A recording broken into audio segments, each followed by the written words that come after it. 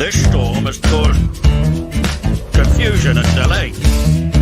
You have caused Confusion and delay. I think you will face prejudice. Daisy is just the ultimate thought. Daisy is just the ultimate thought. Your impatience has caused confusion and delay. This storm has caused confusion and delay. You are causing confusion and delay. He has caused confusion and delay.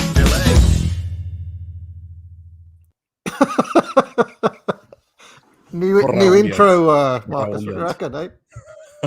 Brilliant. Courtesy of the bard himself, Chris Gard. So there we are. Another magnificent sample from our other Antipodian friend. Okay, so, well, just before we get going, I will just remind people, do buy my courses, of course, the Trivium, Foundations of Economics, Foundations of Politics, and all the other courses are available. I'm going to be doing at some point, I might do it this week, I might do it next week, we'll see. But I want to do my rewrite of Jordan. I'm going to do a live rewrite of Jordan Peterson's horrible conservative manifesto to try to render it into legible English as a kind of live demonstration of why people need to buy Foundations of Writing. So look forward to that. It may be the only time in history where live editing is actually like a spectator sport. I think it'll be fun. But Marcus, is there anything that you would like to promote, sir? No. Actually, what I probably can say is that it's been quiet and we haven't. It's been in the works. As we know, our friend Mr. Majesty has taken a well-deserved rest because he's put out a lot of content in the last 18 months. However, we are imminent to do a stream, hopefully in the next week or two, where we will cover. Actually, I've just had a bit of. We will cover the mini series 37 Days, which is sort of the lead up to World War One from a British perspective. And for anyone who's familiar with I've gone blank. The actor who played Palpatine. Ian McDiarmid. He actually plays Lord Grey, and so it's actually a wonderful bit of modern day television, actually. So we're going to canvas that, and that will be our reboot for 2023. So that will be around the corner. I can say that positively. Well, fantastic. Okay, well, look forward to that. Now, Marcus, why are we gathered here today to talk about what the art of Calcio? How do you say that? Calcio. Football Italia. When I was growing up in the 90s, I was a teenager in the 90s. In this country, there was a show on Channel 4 called Football Italia. It had very famous. I don't think I can play it on YouTube for copyright and so on, but had very famous opening credits where the commentator went "Golazo," and it was presented by a guy. By a bald dude called James Richardson, who then went on to present the Guardian football podcast. Now, bearing in mind it's the Guardian, for my money, it was probably the best football podcast for many, many years. I listened to it religiously for about a decade, I would say. But then, like as with a lot of things, my interest in football just completely died one day, and I kind of stopped being a football fan. But in the 90s, when I was growing up, it was kind of different. The Premier League was just kind of getting going, and the place to be in football wasn't really England. It was Italy, especially in the early 90s. It was like the destination, the place to be if you wanted to make your name in the game was Serie A, not the Premiership. And then at a certain point, the Premiership kind of seemed to take over. Do you think that's fair? Sometime in the 2000s, I would say. Yeah, I would say there was a movement of gravity that had probably occurred because you have I think Ferguson really professionalizing Manchester United, becoming a foremost club in England is a starting point. You also have the early 90s where Liverpool had last previously won a Premiership. You have Liverpool that are strong. Man United's increasing its professionalism, and Sir Alex is really amping them up as a team and, gaining this, his crop of young players that were coming up, that, the Nevilles, Nicky Butt, Scholes, Beckham, were just beginning to coalesce as a force. And so there's this transition to England. And I think it's capped off with the, the scandal that happened just before the World Cup in 06, what they call the Calciopoli scandal between Juventus and Milan and Fiorentina, a few others. That really sunk Serie A. There was a moment where it was actually when Mourinho went to Chelsea, and it was Mourinho versus Ferguson versus Wenger. Yes, indeed. I think that was really the time when the Premiership kind of took over Serie A as the place to be. I'd agree with that. Italian football's kind of been in the doldrums a little bit since then. There was a kind of last hurrah with Ancelotti's Milan.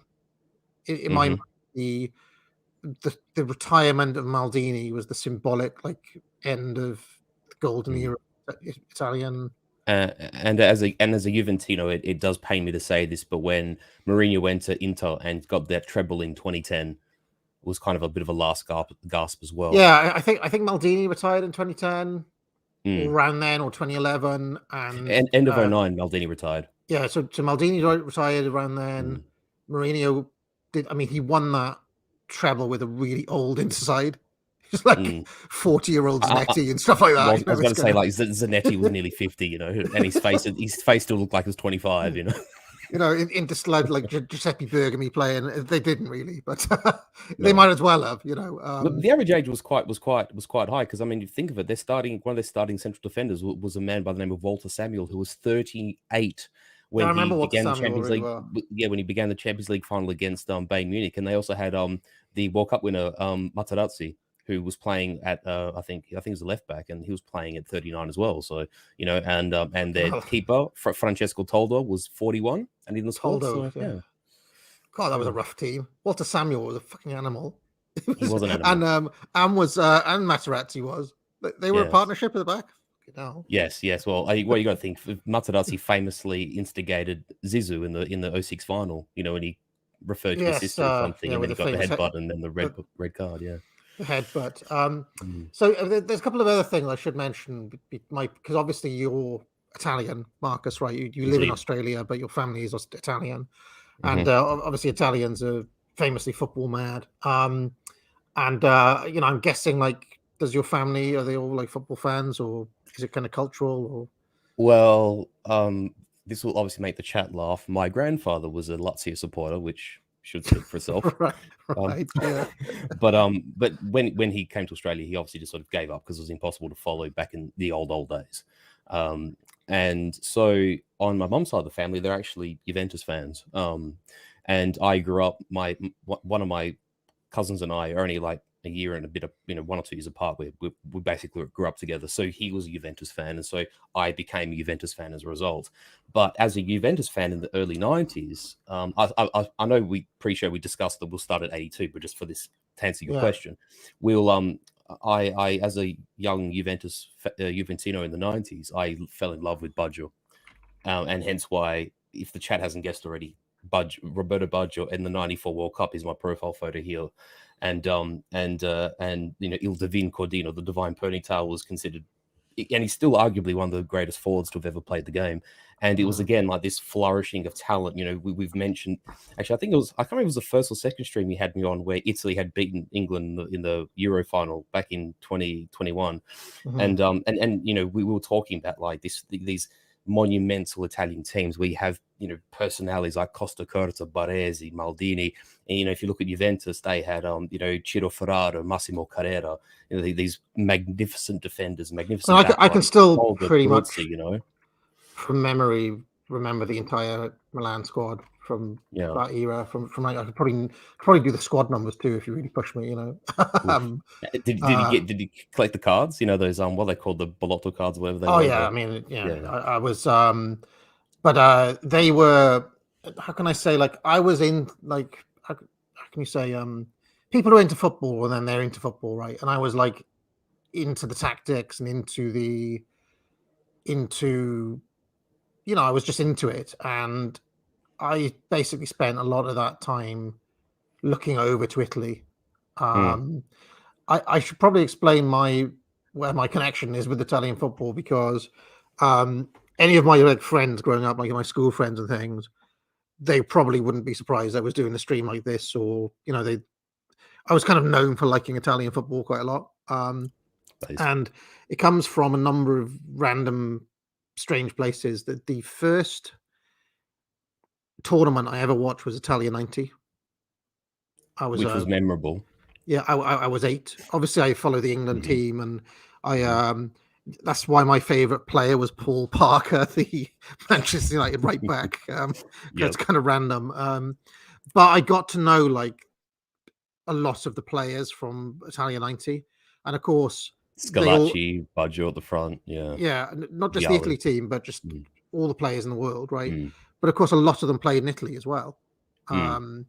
Well, of course, you got to think 90. Germany won in Italy, if I'm not mistaken. It was the last time that West Germany won as a standalone side before unification. I mean, that team had, Klinsmann and, his ilk back then. Yeah, so, when you're getting into football from 1990, from the vantage point of 1990, that's when I started kind of paying attention and so on. Because Italy was the place to be, you then start looking over, like, well, where are all the best players playing? And they were playing for...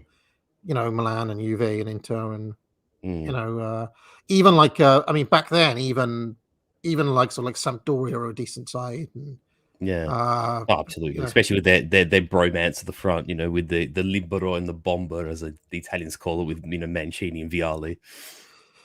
So that was part of it. Then also I'm from Wales, and at a certain time, it's like, well, are you going to support England or not? And a lot of people just reflexively don't support England. So everybody ends up like adopting like a second, because Wales don't. Up until recently, Wales just never made it to the World Cup. Until Gareth Bale, let's face it. I mean, literally, I think the last time was the first time in like 50 years or something. Yeah.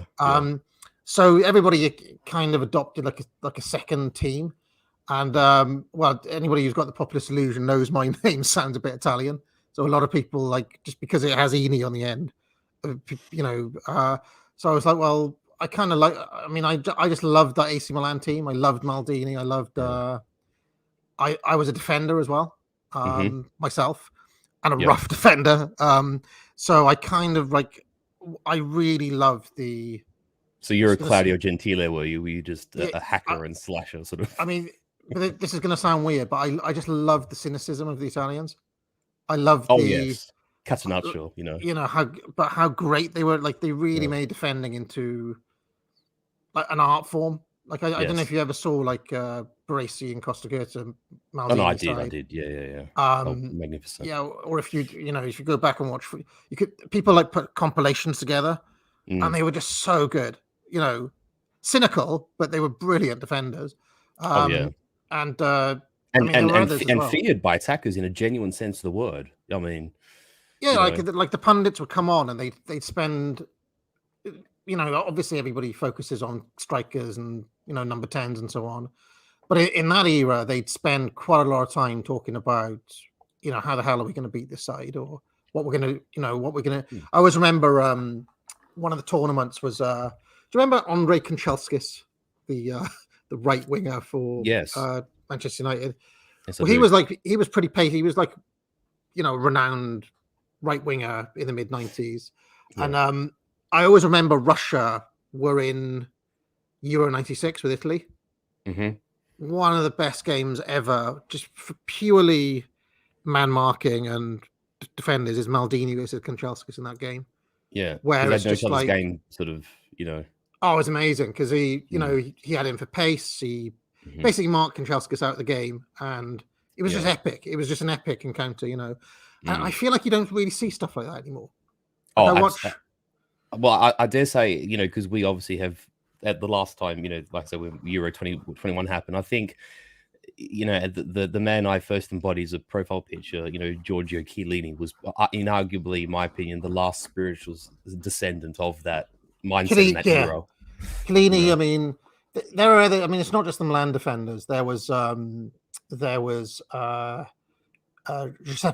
Bergami. I mean, he was old when I was he was when I almost was young, retirement he age was still like, playing. You know. I mean, he was like, Bergamy was like kind of, if I'm, correct me if I'm wrong, but I think Bergamy was like Maldini's, like we see Maldini when he's 40. Yeah, but he was Bergamy that was in like, the 90s. You know. Bergamy was like of that age back Yeah. in the 90s. Yeah. Yeah. He was Yeah. ancient, but he was still like playing for Italy and playing for Mm. Inter and so on. I mean, there was him. Yeah. There was Ferrara for Mhm. Juve. I remember. Yeah, and Carrera as well, Massimo Carrera. Yep. Mm.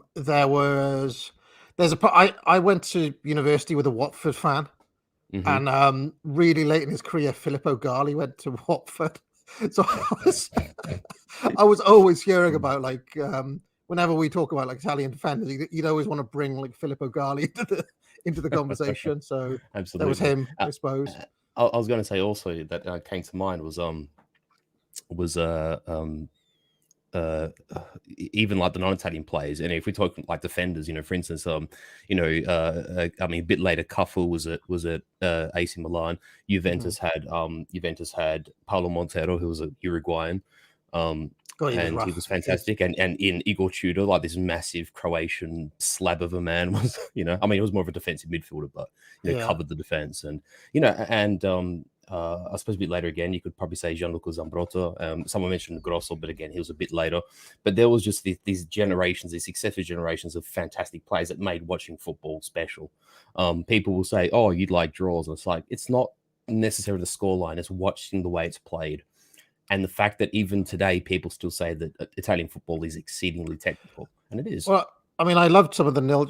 Everybody moans about the nil-nils. But I remember was it Brazil Italy? That was a 0-0? The famous penalty miss. The Pasadena disaster of '94. Yes. Yeah, but I mean, amazing defensive display by the Italians.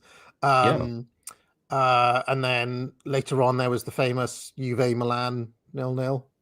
Yep. I enjoyed that. That was Champions League. That was Champions League 03. I'm pretty sure. That was the champion. And it is said that had Nedved not got his second yellow the game before, because you remember Nedved was the Ballon d'Or winner of 03. Juventus sorely felt his absence in that game, and had Nedved, might have been a different outcome, but it wasn't to be.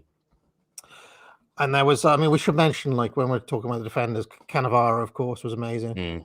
Yes, the older brother, because the younger brother just ended up staying at Napoli for 15 years. Nesta. I mean, Nesta was always injured, but he was an amazing defender. Well, it's funny. It's funny that someone, he was at Silfwave saying Maldini turned defending into an art form. Many of them did, and like Maldini, Nesta was an artist of a defender. It's actually amazing watching. I think it was the 2011 Champions League, and a 36-year-old Nesta essentially marking Messi out of the game. Amazing. Oh, it's amazing. Amazing. Nesta's pretty much the only defender I can think of who routinely did a bicycle kick clearance. That was like one of his weird special moves. Do you remember Nesta doing that? I do actually, yeah. But that's probably why he injured himself, because there's always doing bicycle clearances. Kick. And then I mean, it's not just defenders, because there's another style of Italian player that I really like as well. Do you remember both for Italy and AC Milan there was a player called Demetrio Albertini? Yep. Yeah, I mean, he basically. I always used, because he was left-footed, I always used to have him doing my right-sided corners on FIFA. Now, everybody talks these days about Guardiola and the kind of tiki-taka, and there was Pirlo, but before all of them, there was Albertini. Albertini really was. I think they called him the metronome, because he just kept everything going. Metronomical, yeah. He was an amazing player, Albertini. He had like a really late stint at Barca. He played like 4 random games right at the end of his career for Barca.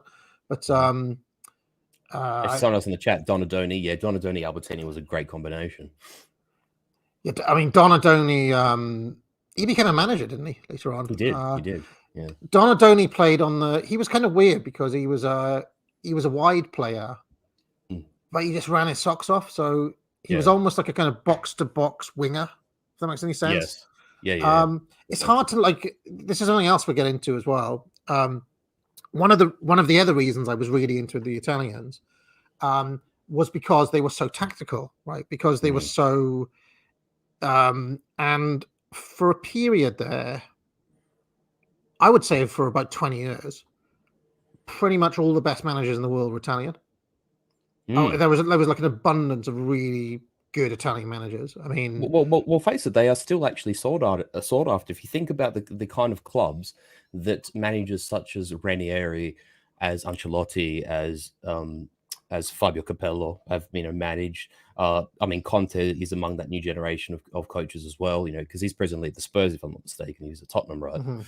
Di Matteo. I mean, he took Champions League. He took Chelsea to the Champions League final. After having been a player for them. So, Italy has been an engine room of coaches because of the way Italians actually think about football in their own particular way. It's a very individualistic expression that is, like the Italians play cultural football like no one else. Yeah, so that was the other thing, because if you're into the tactics and so on, as I was, you're also looking to Italy all the time, because all the and then what happened is that they started coming over here. They started coming over to manage Premiership teams, and I mean, do you remember Sven became the England manager? Yep, Sven-Goran Eriksson. Yeah, but Sven made his name in Italy as well, didn't he? Yes, he did. Yeah. So all of these people were kind of making their reputation over there, and then somehow the mystique of that would carry, in a way. Yeah. And it was this weird thing. I don't know if this still exists among football fans now, but when we were in school and things, there was kind of a mystique around these players that you don't see every week, or you'd watch Football Italia, but it was kind of highlights. We had I was in Wales, so we had this show called Scorio as well, in Welsh. It was like Scorio Iawn. They showed a lot of Spanish football, actually, La Liga, but there, we got to know lots of the players through those clips. Like I always remember a legend of Scorio was Batistuta. Yes, and you'd be like, Batistuta, Batistuta, Batigol. He was. I mean, he was. He was an amazing goal scorer, and another superstar of the 90s that has simply faded into obscurity, and it's amazing why, because he was a superstar of his day. Yeah, I mean, and this is one of the things, is that he was like a great goal scorer, Batistuta, but because of the quality of the defenders, if you look back on his record, he played for Fiorentina for most of the 90s. Yeah, and a little stint at Rome, I'm pretty sure, but yeah, mostly Fiorentina. Yeah, and then he went to Roma afterwards. Did you play with Luca Toni at Roma? No, any overlap? I don't think Tony did. I don't think Tony actually went to Rome, if I'm not mistaken. Because I remember he started at Brescia because he played alongside Budgel. Like, he was a very young Luca Toni, and Budgel was almost a pensioner. And they played together for a season. I think Tony made a name for himself. No, sorry, I don't mean. You mean Totti? I mean Totti. No, sorry, I mean Totti, not Tony. Yeah.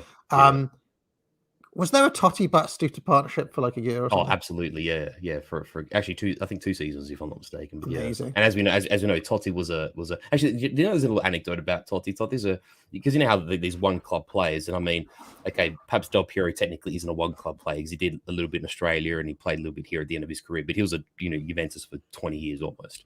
And you get players like Maldini who will always and ever play for AC Milan. His dad only played for AC Milan. Yes. Famously Gerrard was in the Liverpool system, and there's others that have done the same. But Totti was such a hot prospect in the early 90s, and our friend, the previous owner of WWYD, Berlusconi, Uncle Silvio, actually put a bid, actually had bypassed the club because he was in the youth system at this point, had an offer sent straight to Totti's house. And this is like the whole based Italian grandmother, like that just completely disavow subversion. And not only did Totti's mom tear up the offer, she actually replied to Berlusconi basically saying, "Get your hands off my son. He will only ever play for Roma." Now that, my friends, is based. Did you know? Just to go off on a tangent a little bit. I was seeing George in the chat was saying that Batistuta had a statue put up of himself at Fiorentina, and they tore it down when he left. Kind of reminds me that Maldini despite being like the legend and being the one club man. And I remember reading that he's curiously like not that well liked by AC Milan fans for some reason or other, that he's got like a weird relationship with them, that they see him as a because there's this odd like working class dynamic in Milan, where I think like Inter are the aristocrats, and like AC Milan are meant to be like the working class and the intellectual club. Like anyone who went to Milan University was an Inter supporter because there's a political slant to them. And so I don't know. AC Milan is like a working man's club type thing, and for whatever reason, Maldini is seen as like being an aristocrat, like not one of them type thing. So there's like a class. There's a weird class thing between Maldini and the fans. I was really surprised when I learned that. Well, there's a disconnect between the ownership of Milan itself, because I think Berlusconi actually bailed out AC Milan. I think it was at the end of the 80s, and Milan and AC were in a lot of trouble financially. And of course, Silvio had become this sort of tycoon through the 80s. And he'd owned Rai, he owned the television stations. He had fingers in every pot almost. He was famously friends with Flavio Briatore, and between the two of them, they basically owned half of Italian commerce through the 90s. And of course, Silvio is seen as like this sort of exponent of capitalistic enterprise, or as left-wingers would say, parasitism, or the perfidious capitalist. And so he comes in and he buys the club and just dumps ungodly amounts of money into it, and then sort of build up this club. And a lot of people who were of the original AC stock, that like as in the fan base, the ultras, considered a betrayal of what it meant to be an AC Milan supporter and what the club meant to its fan base. And I can appreciate that on face value, but I mean, at the same time, this AC became one of the greatest clubs on the planet as a result of that. Yeah, I think what it was is that Maldini was seen as being like a company man, that he was like so loyal to the board and all that sort of stuff. Yes, and they kind of weirdly held it against him, which is I think bizarre for such a legend. Whereas inversely, if we can reference the man in my profile picture here, Baggio famously played for. Well, he started off with Vincenzo as a young man, and then he was purchased by Fiorentina just before, I think in the mid 80s, and then 1990 after the World Cup, that's when Juventus bought him, who became the world record transfer at the time in 1990. And then he played with Juventus till 95, and then spent 2 years at AC Milan, then did a year at Bologna, then spent 2 years at Inter, where he famously had this difficult relationship with the original Ronaldo, fat Brazilian Ronaldo. Very good Ronaldo. And then his last 4 years were very famously at Brescia, where he basically kept them in Serie A for the entire time he was there.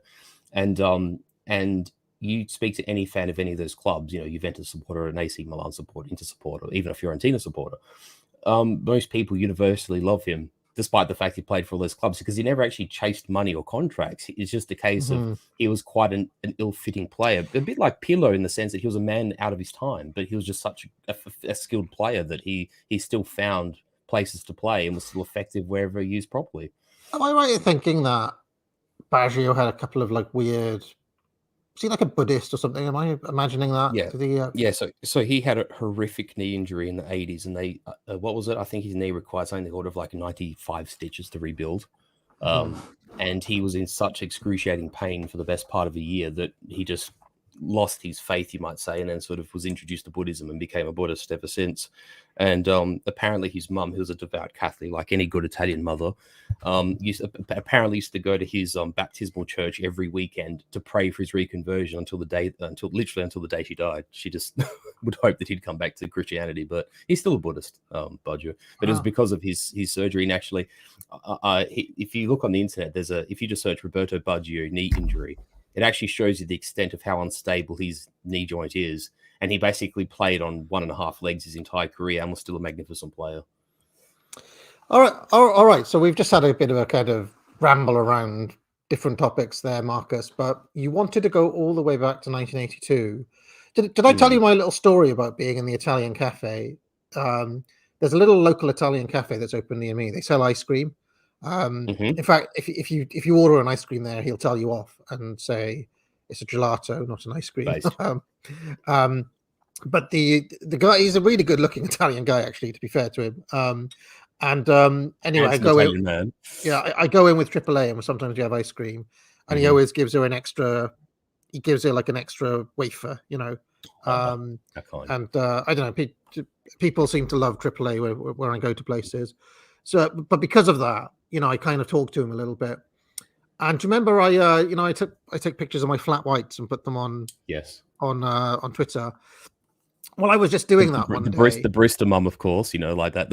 Yes, I That's I put up my flat white, and D commented one day, "Oh, is that a Miro?" Right? Because it was a Miro. It was the art on the mug was a Miro, right? And I remember this conversation. Yeah. yeah, and I said, well, yeah, it is. And so I asked the guy, it was Juan Miro, I think it is, or he's a Spanish artist, right? Well, if you remember the 1980, well, we don't remember because I was born in 1982, but the 1982 World Cup was in Spain, and it had a specially commissioned art by Miro. And so I thought, well, what's the connection? Why is the Italian cafe, Spanish artist? Have you got this in commemoration of the 1982 Italy World Cup win? And I came up with this, and then I kind of presented it to him as a theory. And he was like, no, I just like the colors. They're beautiful and all this sort of stuff. And he doesn't know anything about football. He's just like a pure like art gay, essentially. So that delighted D, but I thought it would have been amazing if his real reason was for the 82 World Cup win. But was it D who made reference to the fact that like the artist had no idea the World Cup even happened and that Italy had won it, but it was just a pure coincidence? Was it D who said it? I can't really remember. Yeah. It sounds about right. That sounds about right. Yeah. So, okay, let's go all the way back to 1982 then.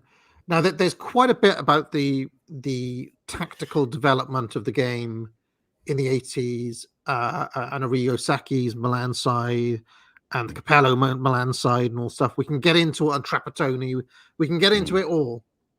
Furious and like everything, I kind of know these things in some depth, but why don't we start with 82? Why is that the start date in your mind? Well, 82 is important in a couple of contexts because the prior victories that Italy had were in 34 and 38, which were prior to World War II, which back then Italy used to play with, unsurprisingly, black kit because it was mandated from the top. But obviously, after the war, they reverted back to their Savoyard Azzurri blue, which is where that Azzurro comes from. It's from the House of Savoy up in the north. And Italy were quite fancied to win 1970, which, if memory serves me correct, was hosted in Mexico. But they were defeated by Pele's Brazil in an exceptional final. But that Italian team was full of talent. I mean, that's the side that contained Facchetti and Mazzola. These are the previous generation of Italian greats. But Pele's Brazil was essentially unassailable. They were just a fantastic side, and and this also it coincide with the era of Cruyff and total football, and those old, like the previous generation of Italian defensive tactics just weren't as effective as they were in, say, the decade prior. But 82 comes along and Italy feel as if we have this opportunity to avenge the failure of 70. And with the kind of talent they had, they were obviously led by Dino Zoff, who was sort of, you might say, the pre-Buffon or the pre-Peruzzi. Fantastic. Yeah, he was still playing like really late as well. So if he played until he was 40 odd, 47, I think, if I'm correct. Which I think was ancient in the 80s, right? I mean, I think Zoff, like I had Championship Manager 96. I'm pretty sure Zoff was still playing. Like you could buy, picking up for cheap.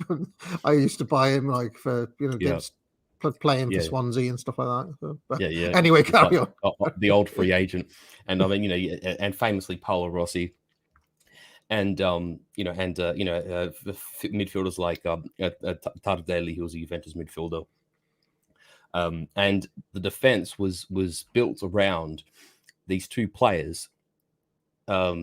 Gaetano Scirea, who was probably the last player to really play that sweeper role before the sweeper was eliminated tactically at the end of the 80s. And Scirea was considered, just graceful, and he had, ball skills, passing. If you're familiar with, say, like the Italian ball playing defender, like a Bonucci type player. Shea was this, but 30 years prior, very graceful, very elegant, but still a tough defender. Still put in the tackle, would still slide, would still man mark, tug shirts, that kind of stuff that Italians have always done. But his offsider, who also played Juventus, was a man by the name of Claudio Gentile. And you and I had a chuckle about this, obviously, just before we started streaming, that he's famous in 1982 when a very young, precocious, mercurial Diego Armando Maradona burst onto the international scene. And the old fox Gentile is like, well, we're going to show Maradona the football isn't for ballerinas. And this is actually back when football was a hard game played by hard men, nothing like today where they sort of roll over and look like they're dying of appendicitis every 5 minutes. And if you look at the replays of that game where Argentina plays Italy in 82, it is butchery. Like it's amazing that Maradona didn't have a broken limb by the end of the match, and Gentile single-handedly destroyed him in that match. They were rough. 82. Yeah. They even now when people talk, when you hear like pundits and things talking, they always bring up that side as being like one of the roughest teams ever. And they had Rossi up front, right? Yeah. That team. Who was almost out of a contract actually, because his career club had his club career had been waning, but then he just burst on at the World Cup, and Italy are famous for spluttering at the start and then building momentum as a World Cup side. And Paolo Rossi just by the end of the tournament just couldn't stop scoring. Yeah, they always start slow, Italy, always. That's one thing I look at through supporting them in the 90s. Well, that's one thing I learned is that everybody kind of like, oh, this is a bad start. So basically, was that the comeback for Catenaccio? Yeah. I mean, like I said, with the retirement of Shea, and actually it's probably worth saying, because I know this is sort of in part a dedication to a very good player and man in the form of Gianluca Vialli. We'll get there, I suppose, eventually. But Shea, in some ways, was sort of like a defender's equivalent of Vialli, was renowned as being a gentleman and like a very good sportsman and a good man. And actually, he died in a traffic accident, I think just before the fall of the wall. He was actually scouting in Poland and died in a traffic accident in Poland. And sort of with Shea was the death of the last true sweeper in the tactical sense, where you sort of see like three defenders and then one defender sitting behind them, which is strictly a sweeper. But with victory in 82, you see this reinvention. You see the deficiencies of the old Italian Catenaccio that lost them the final in 1970 become rejuvenated and becomes this foundation for Italian defense that becomes infamous in the late 80s and through the 90s. It begins in 82. Yeah, no, we should probably talk about Trapattoni. I mean, this must have been the era where he was the man at Juve, right? Well, late 80s was the Trapattoni era at Juve, which obviously intersects with the arrival of Platini, although he was an attacking midfielder and not a defender. But it like the Platini and Trapattoni's fates are intertwined through this period. Yeah, but he was known as an extremely defensive coach, right? As a very cynical, very defensive. Yes. And I mean, correct me. I'm trying to remember how they played tactically, but was that the two banks of four that he played, or was that later on? Because there's a period where because that 82 side that we're talking about played five at the back with the sweeper, like you said, but at some point they become obsessed with the two banks of four in Italian football, where it's always a back four, and then you get these. Do you remember, like I said, like Donadoni was a box-to-box winger, right? Yep. It's like, well, he attacked, but he also like he put in a shift as well. And that really was the development of the true sense of the overlap on the wings. So the right back, the full back would bypass the wide midfielder, and then they would intersect with each other and actually like spread the play out. And that was the real first development of the intentional overlap on the wings, was from the two banks of four. Yeah, so you have the Trapattoni Juve teams, which were really defensive, famously, and then around the mid 80s, you get when does Arrigo Sacchi go to Milan? I'm trying Is to it remember. 87, 88, something like that? It's around that sort of time where now the Saki sides also played basically some variant of 4-4-2, right? But if you look at his sides, they have how can I say lots of scope for flair and innovation in there as well. There was a bit more kind of how can I say that there was a bit less of the focus on like purely defense, and you had They were less rigid and tight. They were given room for a bit of liberal play going forward, you might say. yeah, and you have I mean, I'm just trying to pull up some Arrigo Sacchi Milan sides to give an So example yeah, of what I'm talking about. he was at Parma before Milan, 85 to 87, and then he takes over Milan in 87, and he coaches them until 91. After which he became the Italy coach. So Sacchi was the actual coach during the 94 World Cup as well. Oh right, yeah, I forgot that he was the manager for that. Yeah, they had Van Basten and Hullet up front, the famous variant of that team. I'm looking at the side now. They had Hullet as well. And, yeah, Hullet and Van Basten. Yeah. Then there was Rijkaard and Ancelotti in the middle. Yeah.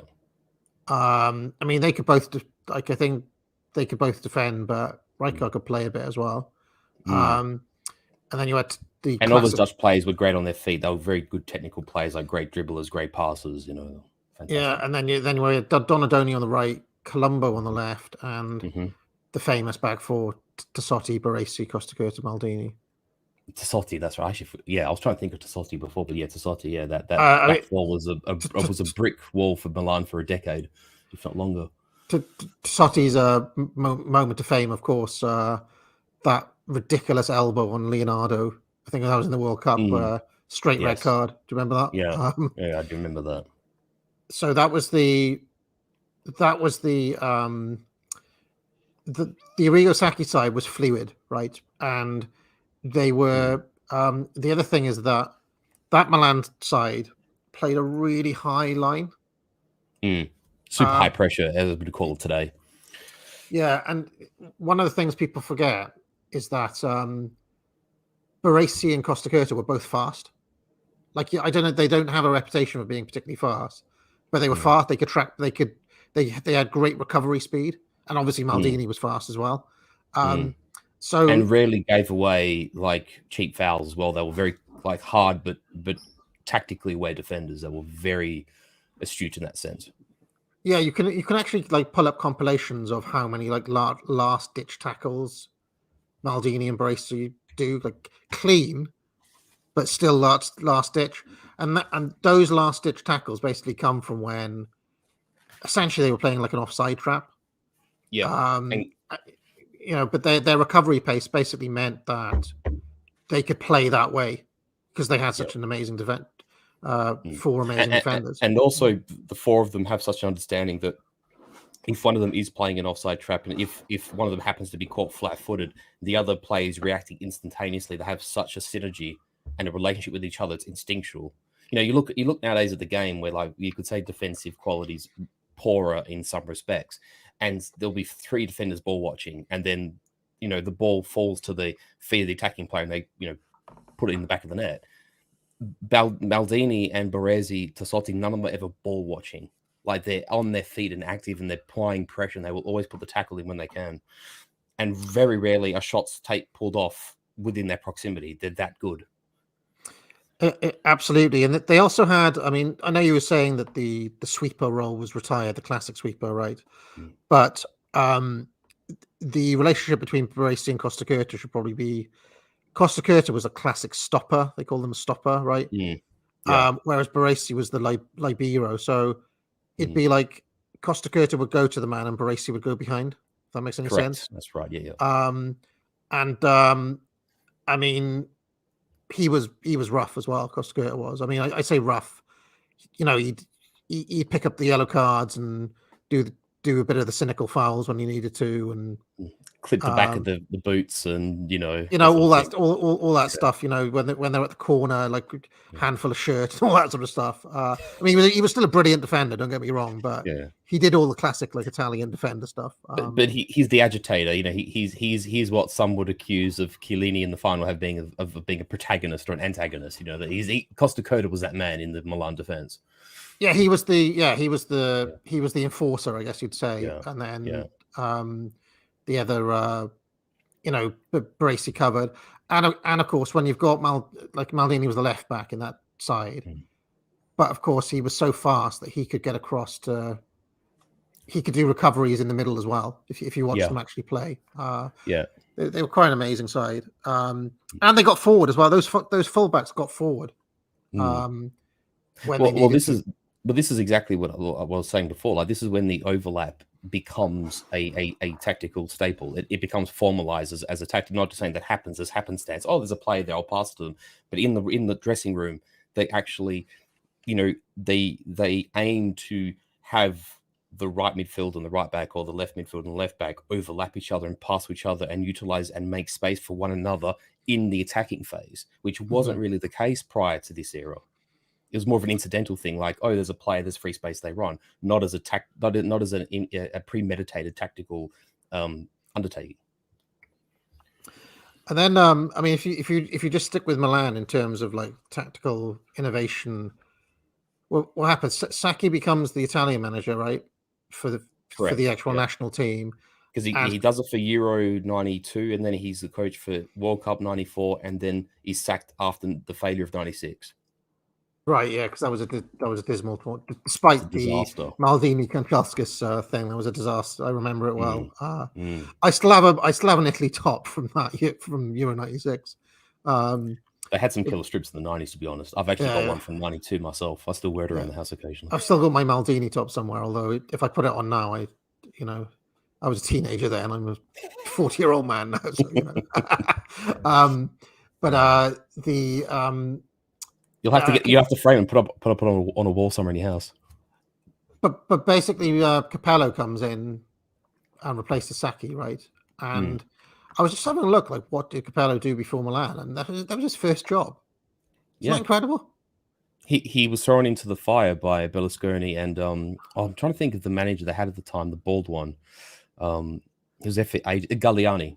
Yeah. He was Capello was just given the keys essentially to the castle, and it's like, well, make it work if you can. And Capello made a name for himself, to his credit. And I mean, if you just look at his side, I mean, they obviously the famous Dutchman, I think Van Basten got injured. Hullet went to Chelsea. Well, he famously retired, I think, at the age of 29 or 30. He was crippled by injuries, which is a tragedy, because if you actually watch compilations of Van Basten, he arguably could have been the best player of the 90s and one of the greatest forwards ever. Truly, Van Basten was brilliant. So, yeah, the famous Dutch trio of Rijkaard. I don't know what happened to Rijkaard, where he went. How old was he? He's not in the Capello team. Don't know what happens to him. Meanwhile, their friend, who make up the front four for the Dutch national side, Edgar Davids, winds up at Juventus a couple of years afterwards as well. Just have a look what happened to Rijkaard after Sacchi. He went back to Ajax. He ended up coaching. He ended up being the coach at Barcelona prior to Guardiola, didn't he? If I'm not mistaken. Yeah, but as a player, he went back to Ajax. And actually, he was in the same team as Patrick Kluivert. Do you remember when Kluivert was like 18? I do remember Kluivert, yeah. Well, when Kluivert was 18, he was talked up as being like the next big thing. Well, to his credit, he had a pretty good 94 World Cup, Kluivert, as a very, very young player. I mean, I still remember the highlights of watching Kluivert. I think they won the European. I think they won the European Cup. They won the Champions League. Ajax did, with like a kid, with like a really young team. See if I can remember. Remember also, Juventus got Ajax in the final of '96 and struggled to beat them. And that was an exceptionally good Juventus side as well. I mean, Ajax took Juventus almost extra time, and that was much the same team. I'm trying to remember when Ajax was it '94. 95. There was one year where there was like a break. I remember the entire team. It was like Reisinger was the right back, and I'm pretty sure Davids and Seedorf were in the same team. Who were both exceptional players. Like there was the De Boer brothers. Van der Sar was in that side. Kanu. They had a sweeper called Danny Blint. I don't know if you remember him. I remember Danny Blint. Yeah, and then it was Bergkamp in that side. It was just an amazing team. Like all of the Dutch players of that generation were in that same side. There was also that absolute sack of shit called Winston Bahada. Do you remember him? No, I don't actually. No. Winston Bahada was, I don't know, he was part of that side, and he somehow like eked out a career where he got like a big money contract to Milan, and then he didn't play, and then he went to Chelsea, and he was just one of those players who barely played, but was always on a big money contract. Spark. Yeah, bit like he was fat. He was fat as well. He was really fat. Yeah. Like also, he had the Adriano problem. He just couldn't stop eating. Yeah, I'm trying to see if I'm remembering this correctly. There we are. Look, Winston Bahada. He played at Ajax. He played 3 games for Milan in 1997. Right, 41 games for Barca, and then he went to Chelsea, and in 4 years made 9 appearances. Yeah. And he was shit as well. That reminds me a little bit of I don't know if you remember the player from like the late noughties, Drenthe. He was Dutch, and he ends up winding up at Real Madrid. And then when they had that big clean out after they were knocked out by Juventus in 2009, that's when they got rid of Van Nistelrooy and a few of the older players who were sort of they obviously famously got rid of Raul as well.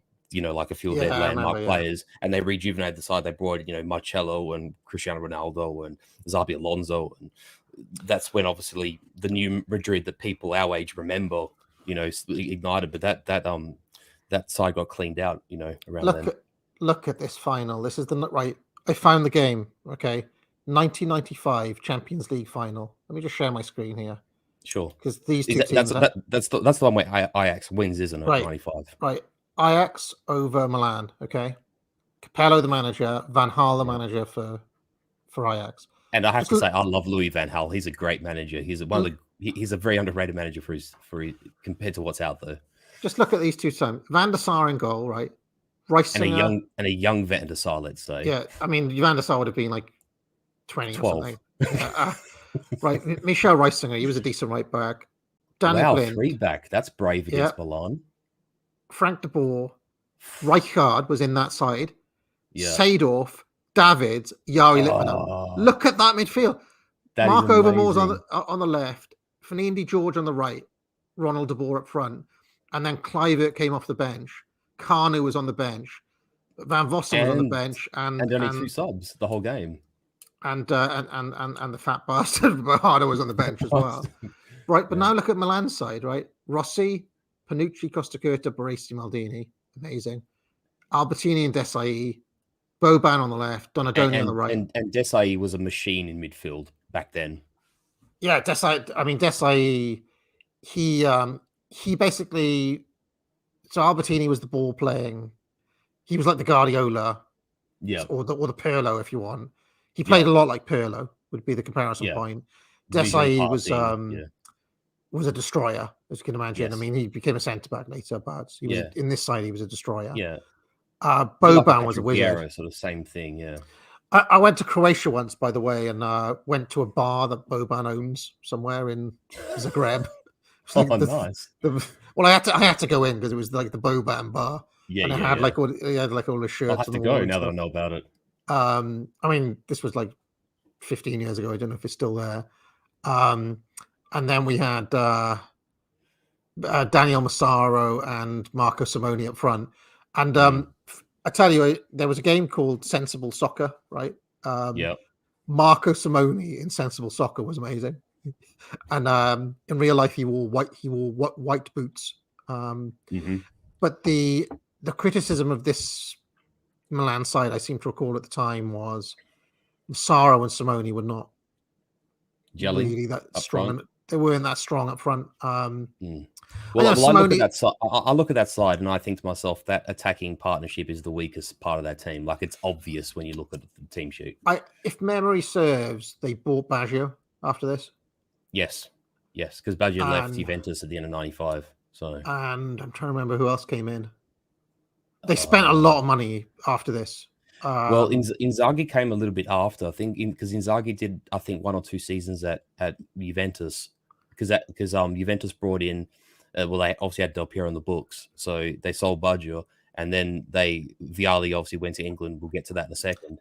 And they brought in Inzaghi and Vieri, and within 2 seasons they were both out again. So Juventus were in sort of turmoil as well in that sense. But this is a relatively weak Milan attack when you consider the kind of players they've had since then. You know, you think players like Ronaldinho or players in like Pippo Inzaghi. You know, think Alexander Pato. This is a kind of a weakish kind of front line by Milan standards, and considering what they for with the Dutch as well. You know, I think they were struggling to replace Van Basten, if memory serves. I will mention that this guy here, Lentini, at one point was the world record transfer fee, and he was famously a flop at Milan. He was brought in to play on the left, but he just never did it.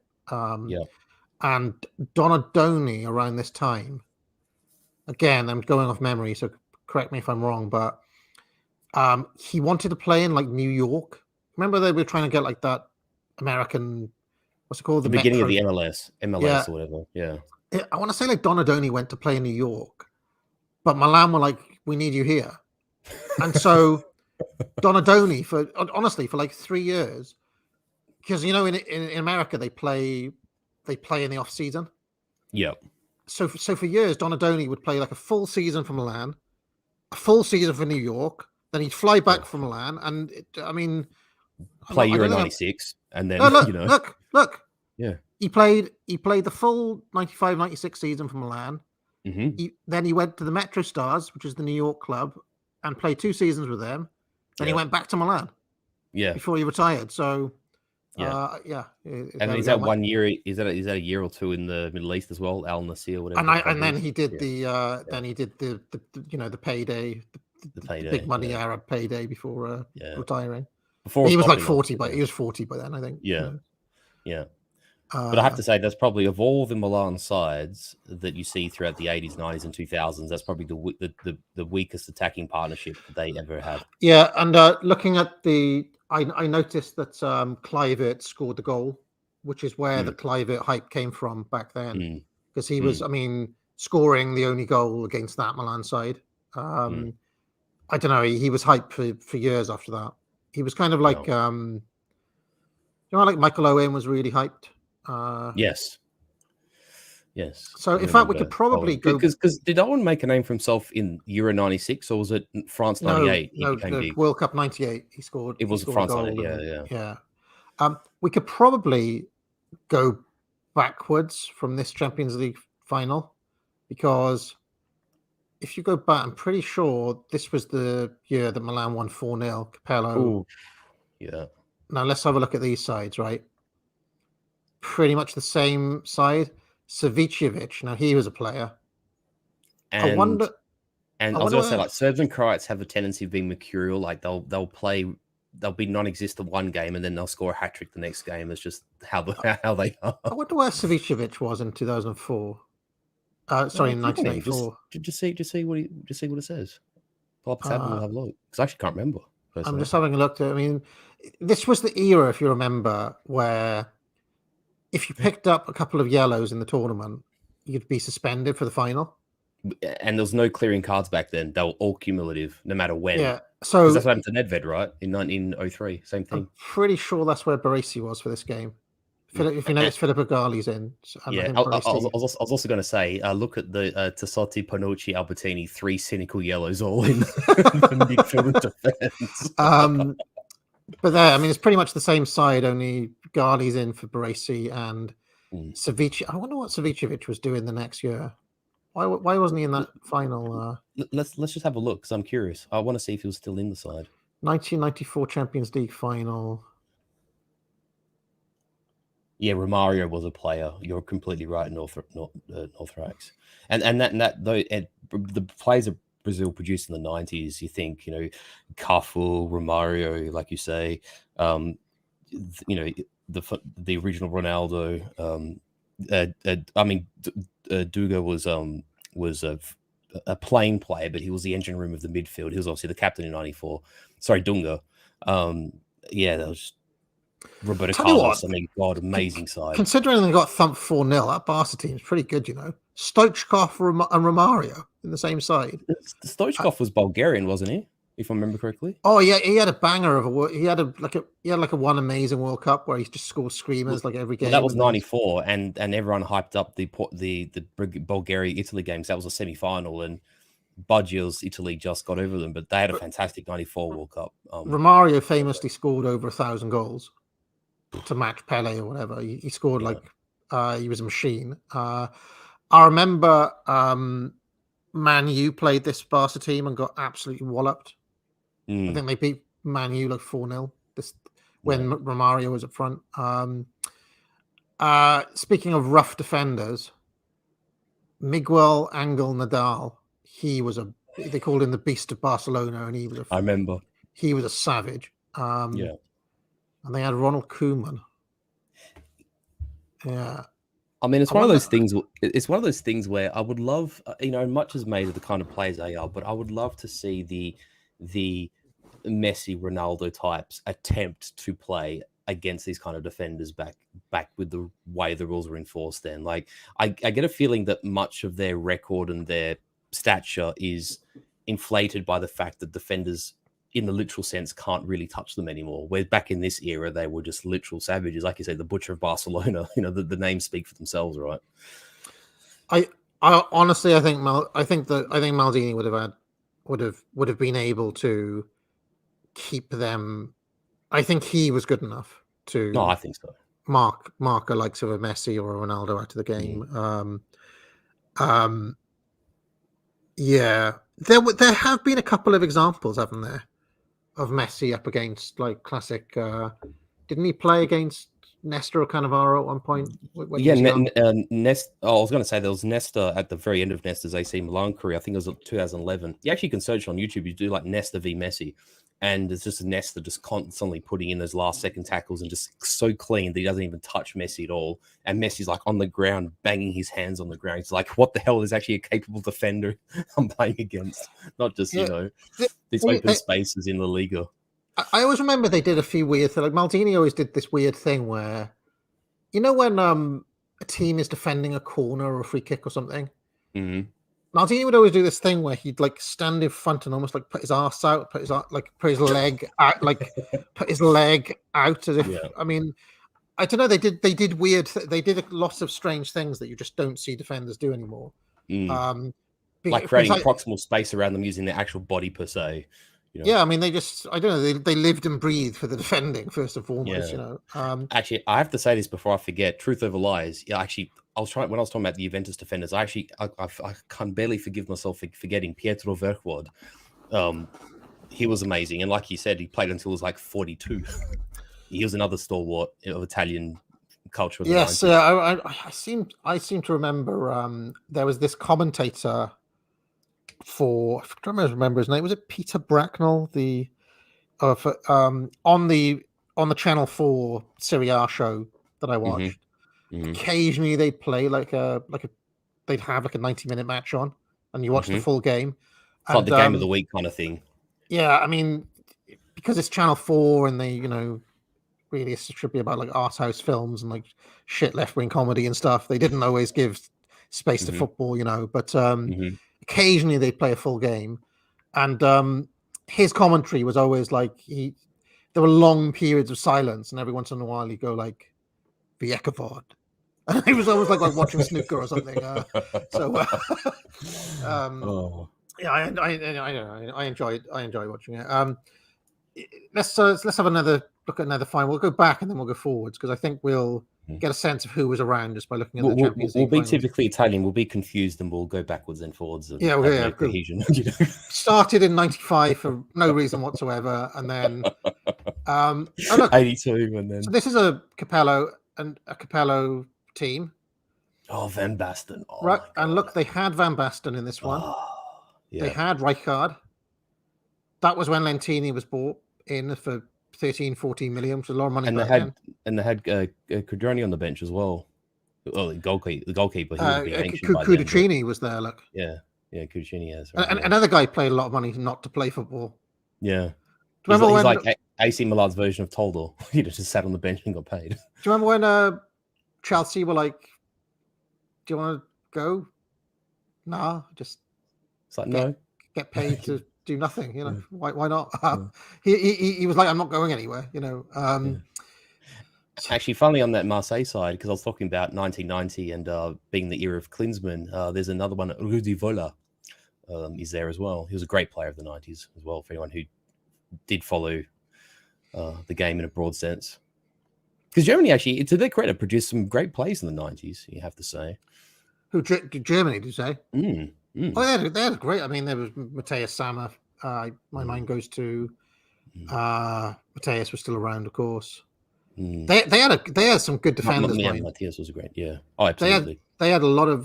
There's a whole other stream we could do on like German centre backs of this era because there was a guy called Koller. He was a really good defender. Curler, yeah, no, I remember.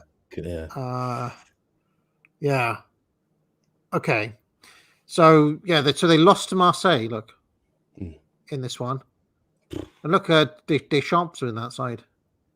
Yeah. Well, that was before Deschamps went to Juventus. Yeah. So, 93. That makes sense. Because Deschamps made a name for himself at Juve. He was a great midfielder. That Deschamps. must have been. Oh, look, Barthez was in goal for Marseille in that game.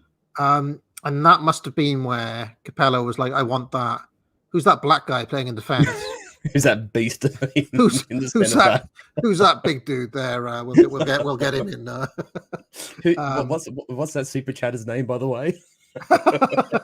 Well, I mean, there's a bit of history with that because there was a commentator in this country called. By the way, Boksic was a great player as well. I remember him for that Croatia team of the mid '90s was something as well. Well, let's not forget they had an exceptional '98.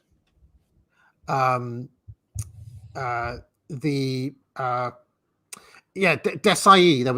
There was a manager called Ron Atkinson, who was like a big manager in the 80s, and then by the 90s and early 2000s he'd become like a pundit, you know. And he was a commentator on the games, and you know, sometimes when people talk off air and like the hot mic picks them up. Yeah, like it's an ad break, it hasn't transitioned yet, and it still picks up the audio. They'd gone to ad break or whatever, and Desai was playing for Chelsea. I think it was like FA Cup final or something like that. And, Ron Atkinson just said off air, "Oh, that lazy N," you know. And this was one of the first like cancellations really that we recognize today, where you know he was forced to apologize. They fired him, bend the knee, he loses his job, etc. Well, he didn't like. He actually didn't do the apology tour. He kind of he was like, first, I was the manager who brought more black players into the game than anyone else in the 80s, right? Yeah. So he tried that defense first, right? Yeah. And then he made a documentary series where he was like, honestly, I don't know where I've done wrong. And like he went round, like he made this weird documentary where he went round like saying, "What's wrong with a gollywog?" You know, he just went round like, you know, talking to baseball racists. I was gonna say like a boomer like dad like phase. He's like, what? You know? Yeah. So I mean, I don't know, like he kind of, but it did basically end his broadcast career. So I still kind of like Big Ron. He was a big personality, you know, but he had like all the rings on his fingers and do you remember him, Ron Atkinson? No, I don't actually. I know the name, but I don't have a recollection of him per se. Yeah, let me just show you because he was a certain type. Actually, speaking, because I know we will get into Vialli at some point, but we should also mention that John Motson passed away last week as well. Oh, did he? I didn't know that.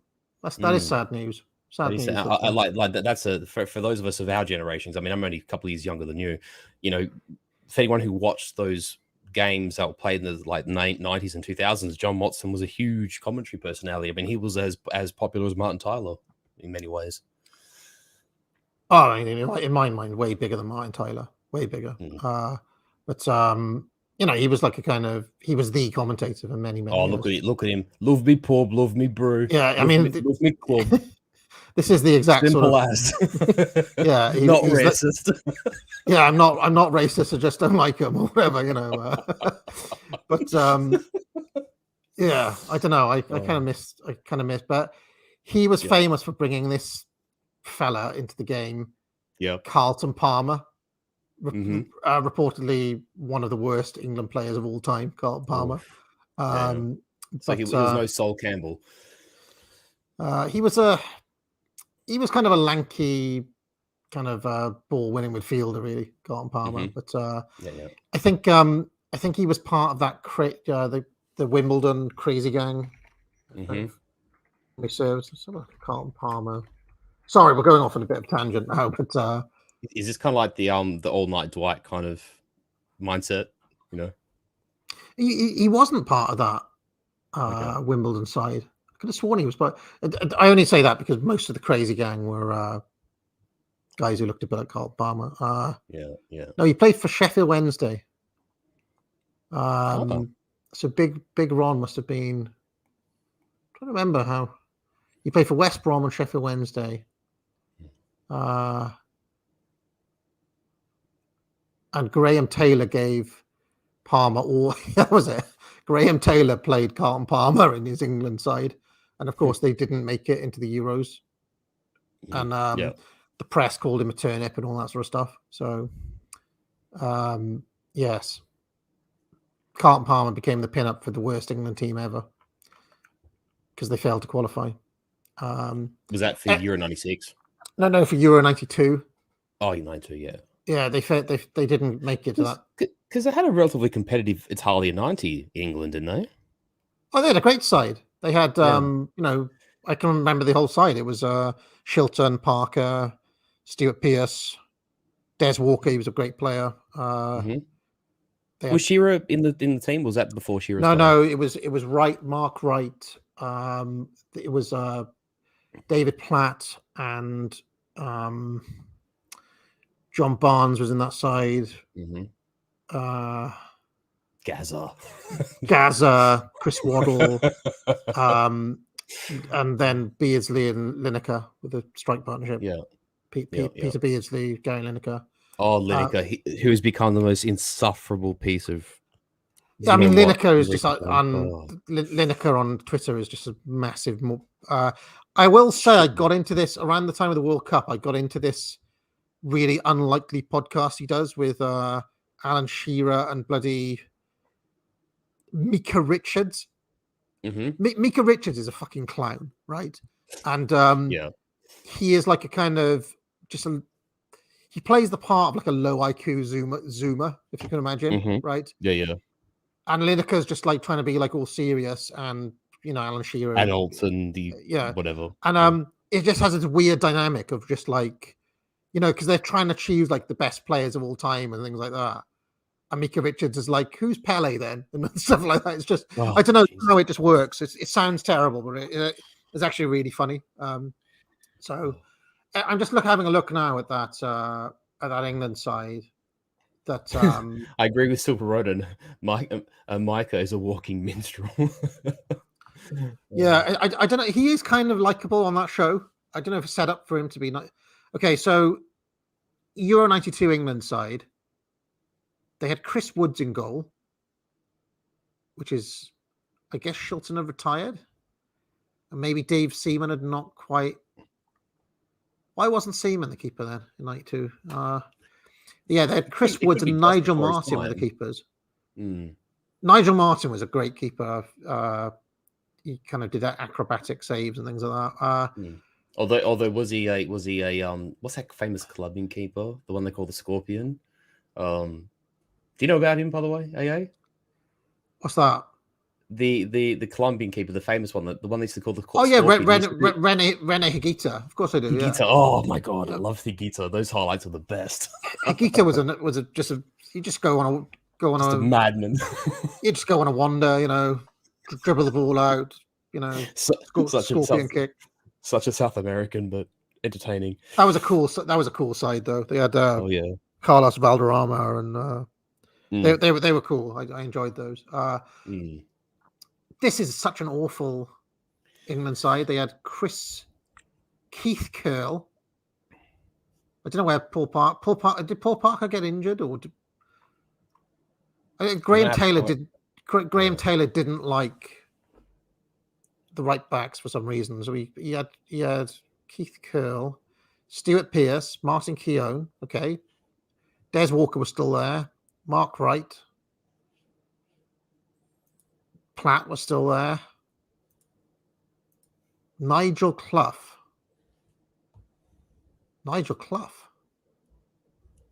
Gary Lineker, and Andy Sinton. Shearer was on the bench. He was obviously really young then, though. Yeah. And they had David Batty was on the bench as well. Paul Merson was on the bench. Well, no wonder they didn't make it, really, is there? Okay. I'm trying to. There was some great right backs around. Why weren't they in that side then? Somebody must know. Why was Keith Curl playing right back instead of Parker or Lee Dixon or basically any right back in the entire world? I don't understand. Sorry, we've gone off on a tangent here, but why was Keith Curl right back in 1992? That's ridiculous. That was like Parker was the right back of the Fergie double winning side, right? So he was the natural choice to be the right back then. Oh, was he Man U player? Parker, yeah. Okay, he went from QPR to Man U. Okay. I'm having a look now, right? Injuries ruled out Rob Jones, Lee Dixon, and Gary Stevens.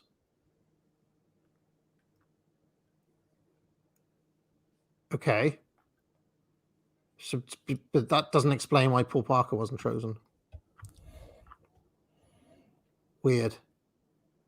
Here's a picture of them. Here's a picture of the worst England side ever. So this year is, what year is it? 1992. Okay. And there's Carlton Palmer, just inexplicably picked. That's that lanky one from before. Yeah.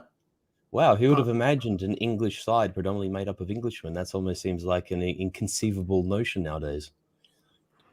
Somebody has to get me the inside scoop of why Parker wasn't the right back in 92. Just seemed bizarre to me. Okay, so all right, let's get back to what we were doing then. To the eye ties, to the wops.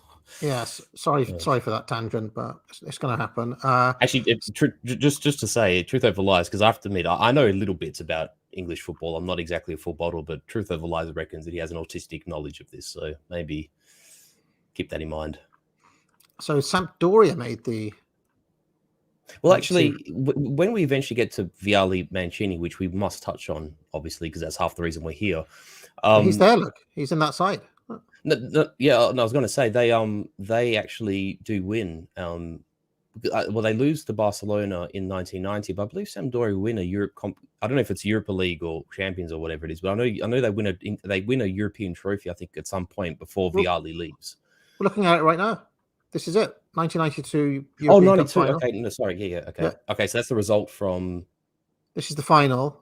It's the final. Yeah. Oh no, they lost. Sorry, they lost. Yeah, they lost. Sorry. Yeah, but there is one. I'm sure they do win a Europe competition at some point. But yeah, I mean that Samp side was amazing, and this is the thing too. Like back in the 90s, you'd have sides like Red Star Belgrade. You'd have teams such as Marseille or Sampdoria climb their way up to a quarterfinal, semi-final. Ajax getting to a final. Where sort of nowadays you can't imagine a team outside of Barca, Real Madrid, Chelsea, Juventus, whatever, getting to these finals anymore. It just doesn't happen anymore.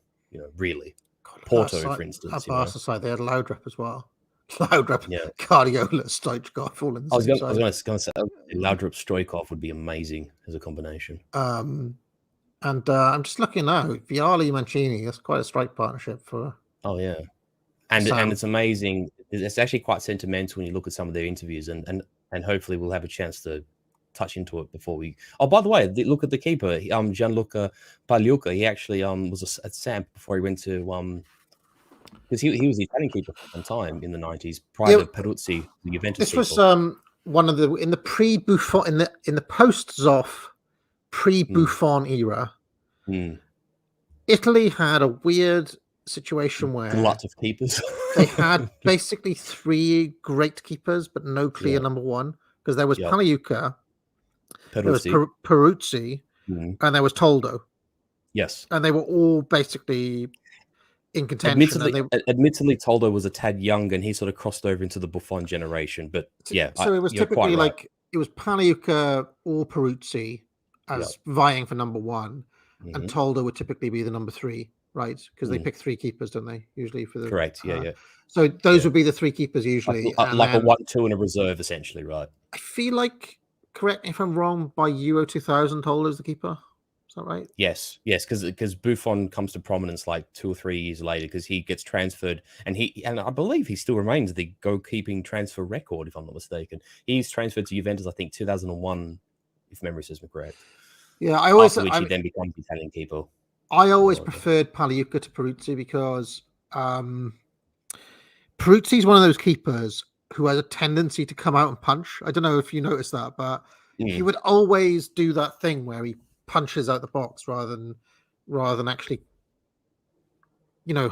catch the ball. The great thing with the puncher though is that's also the sign of a decisive keeper. Like you might think, oh, he should hold it. Yes, he can bail it out. But how many keepers do you actually see sometimes making mistakes, being in 2 minds? Pagliuca was never guilty of that, to his credit. Yeah, I mean, Pagliuca was kind of stylish looking dude as well. Handsome man, of course. Yeah. Actually, look at this. Look at the centre back from Sampdoria. Yeah, there he is. Look, Viekavod.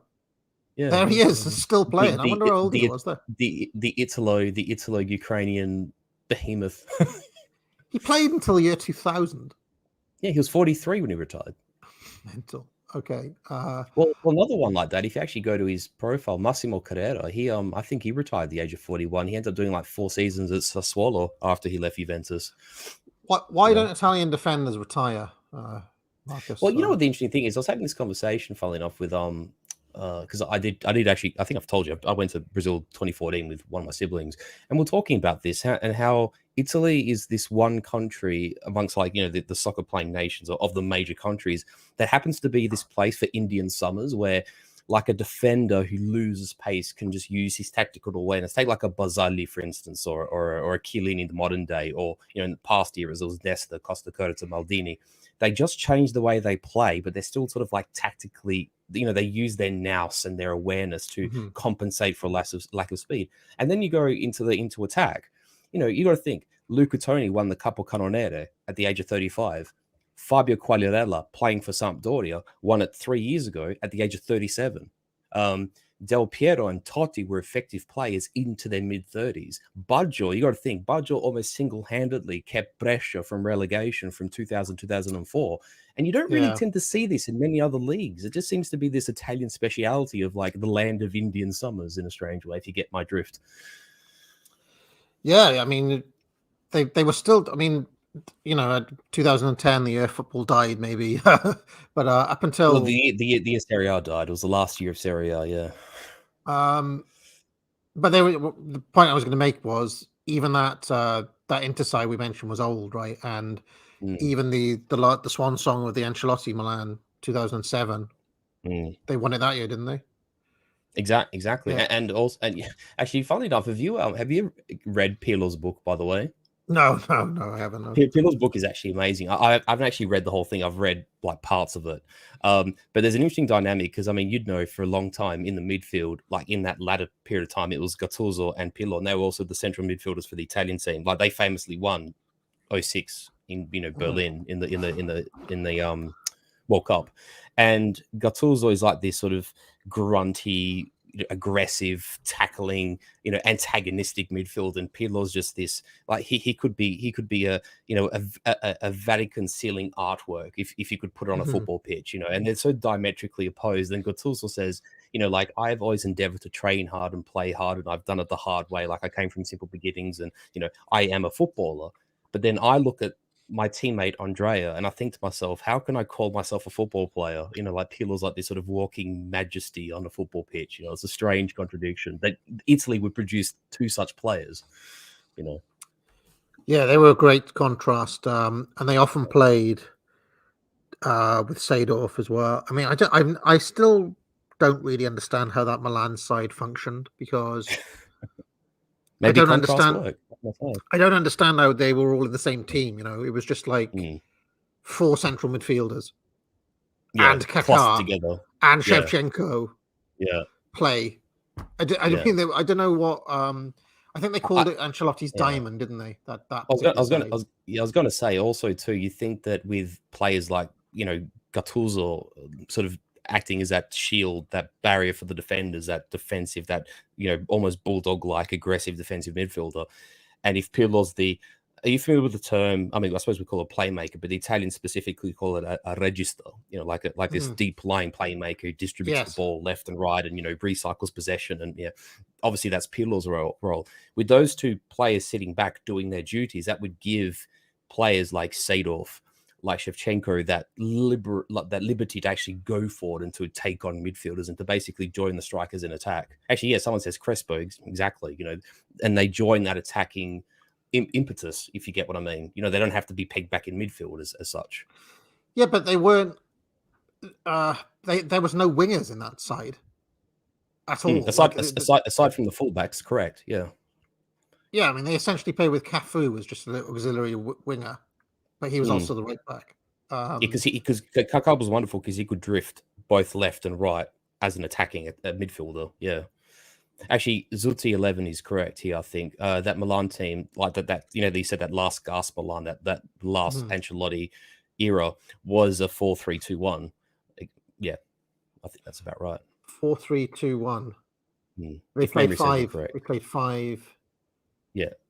And basically, like a lone striker was supported by 2 attacking midfielders, I would suppose, who would then spread and widen the play, and they would interact with the fullbacks. I suppose that's the only thing I could imagine. Yeah, with no wingers. I'm just having a look at them now. I mean, Ambrosini would play, like, in practice. You always forget about Ambrosini, but he would actually play in a lot of games, I seem to recall. And they had and Massimo Ambrosini. If you could have just another midfielder on the bench, he was a very good utility midfielder who could sit forward or sit back. He was very useful. Even in his later days at Milan, like 2010, 11, 12, he was still a useful player even at age. And he even had a bit of an Indian side of his own when he went to Fiorentina. He spent a couple of seasons there at the end, I'm pretty sure. They had another wing back, I seem to recall, called Jankulovski, who would kind of do the Cafu thing on the left. He was all right.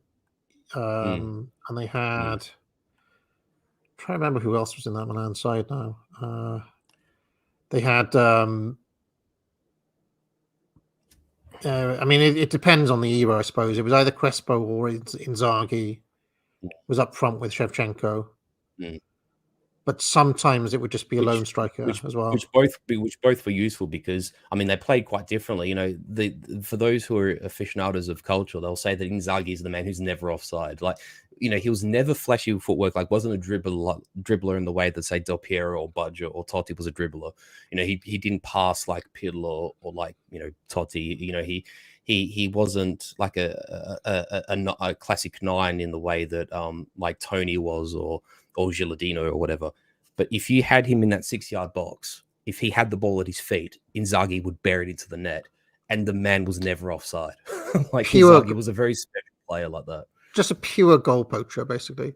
A pure goal poacher, and then Crespo was probably something of a poacher, not quite like Inzaghi, but again, if you had him in the box with the ball at his feet, he would often finish, and Crespo was very much just a finisher. He would, he was often he was a bit mercurial because he was South American, but Crespo was a great player in his own right. I remember I wrote an article back at the time arguing that because remember he went to Chelsea at some point. Yes. I remember, yeah. Crespo did. I really loved Crespo when I was. I just thought he was a great player. Yeah. And underrated. I think he's Yeah. probably someone nobody talks about now, right?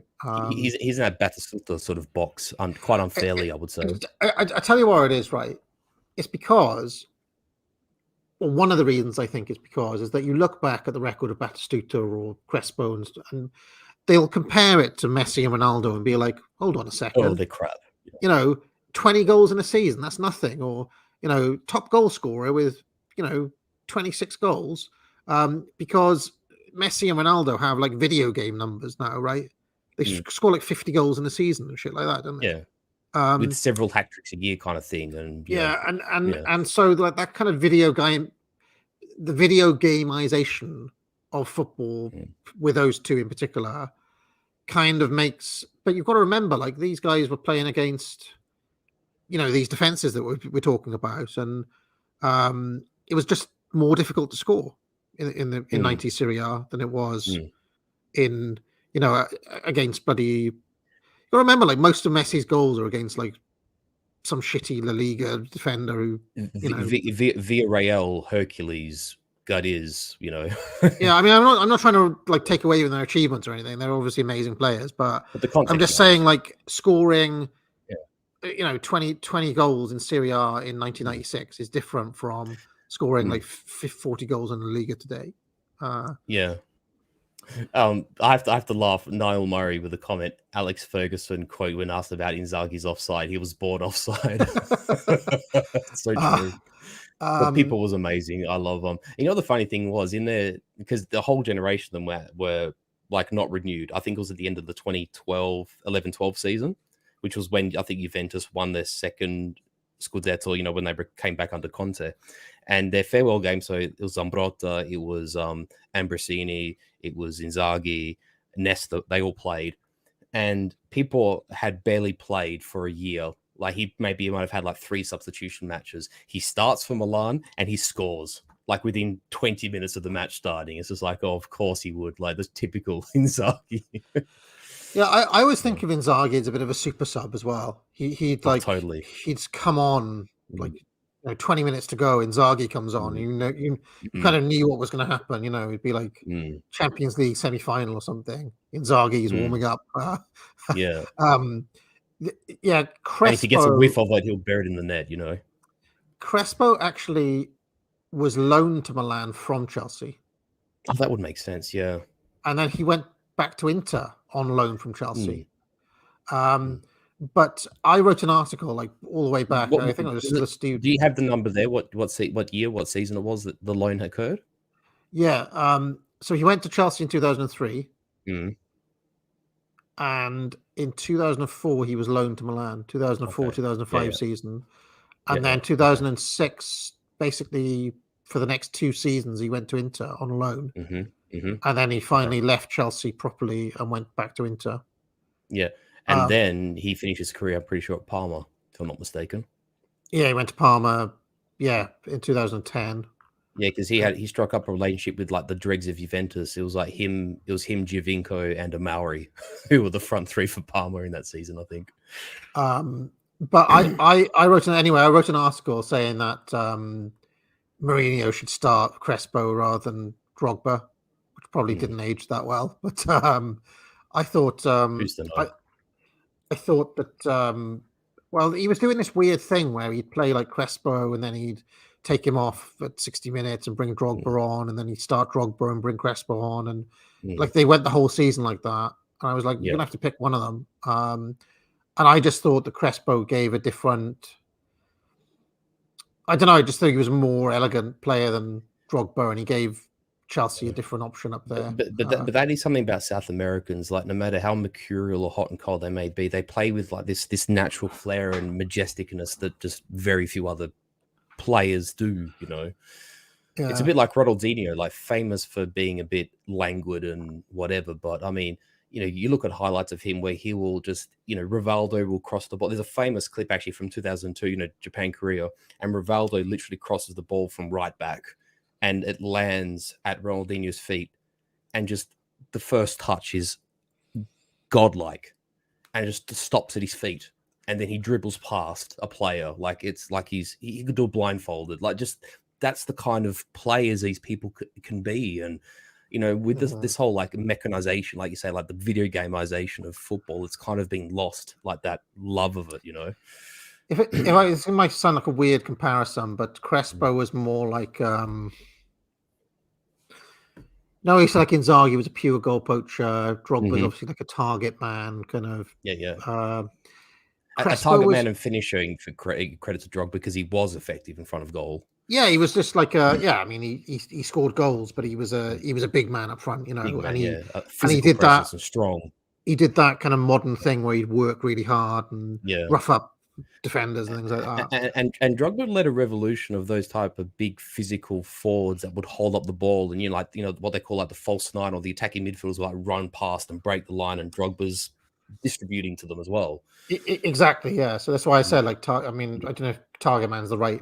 It's probably making some sound. No, it's true. No, that works. Yeah. But yeah, that he was that kind of modern, hard-working striker type thing. Whereas Crespo was more like it's going to sound like a weird comparison, but he was a bit like Gary Lineker in a way. Like he was just wasn't a 10, wasn't a 9. He was just, I don't know.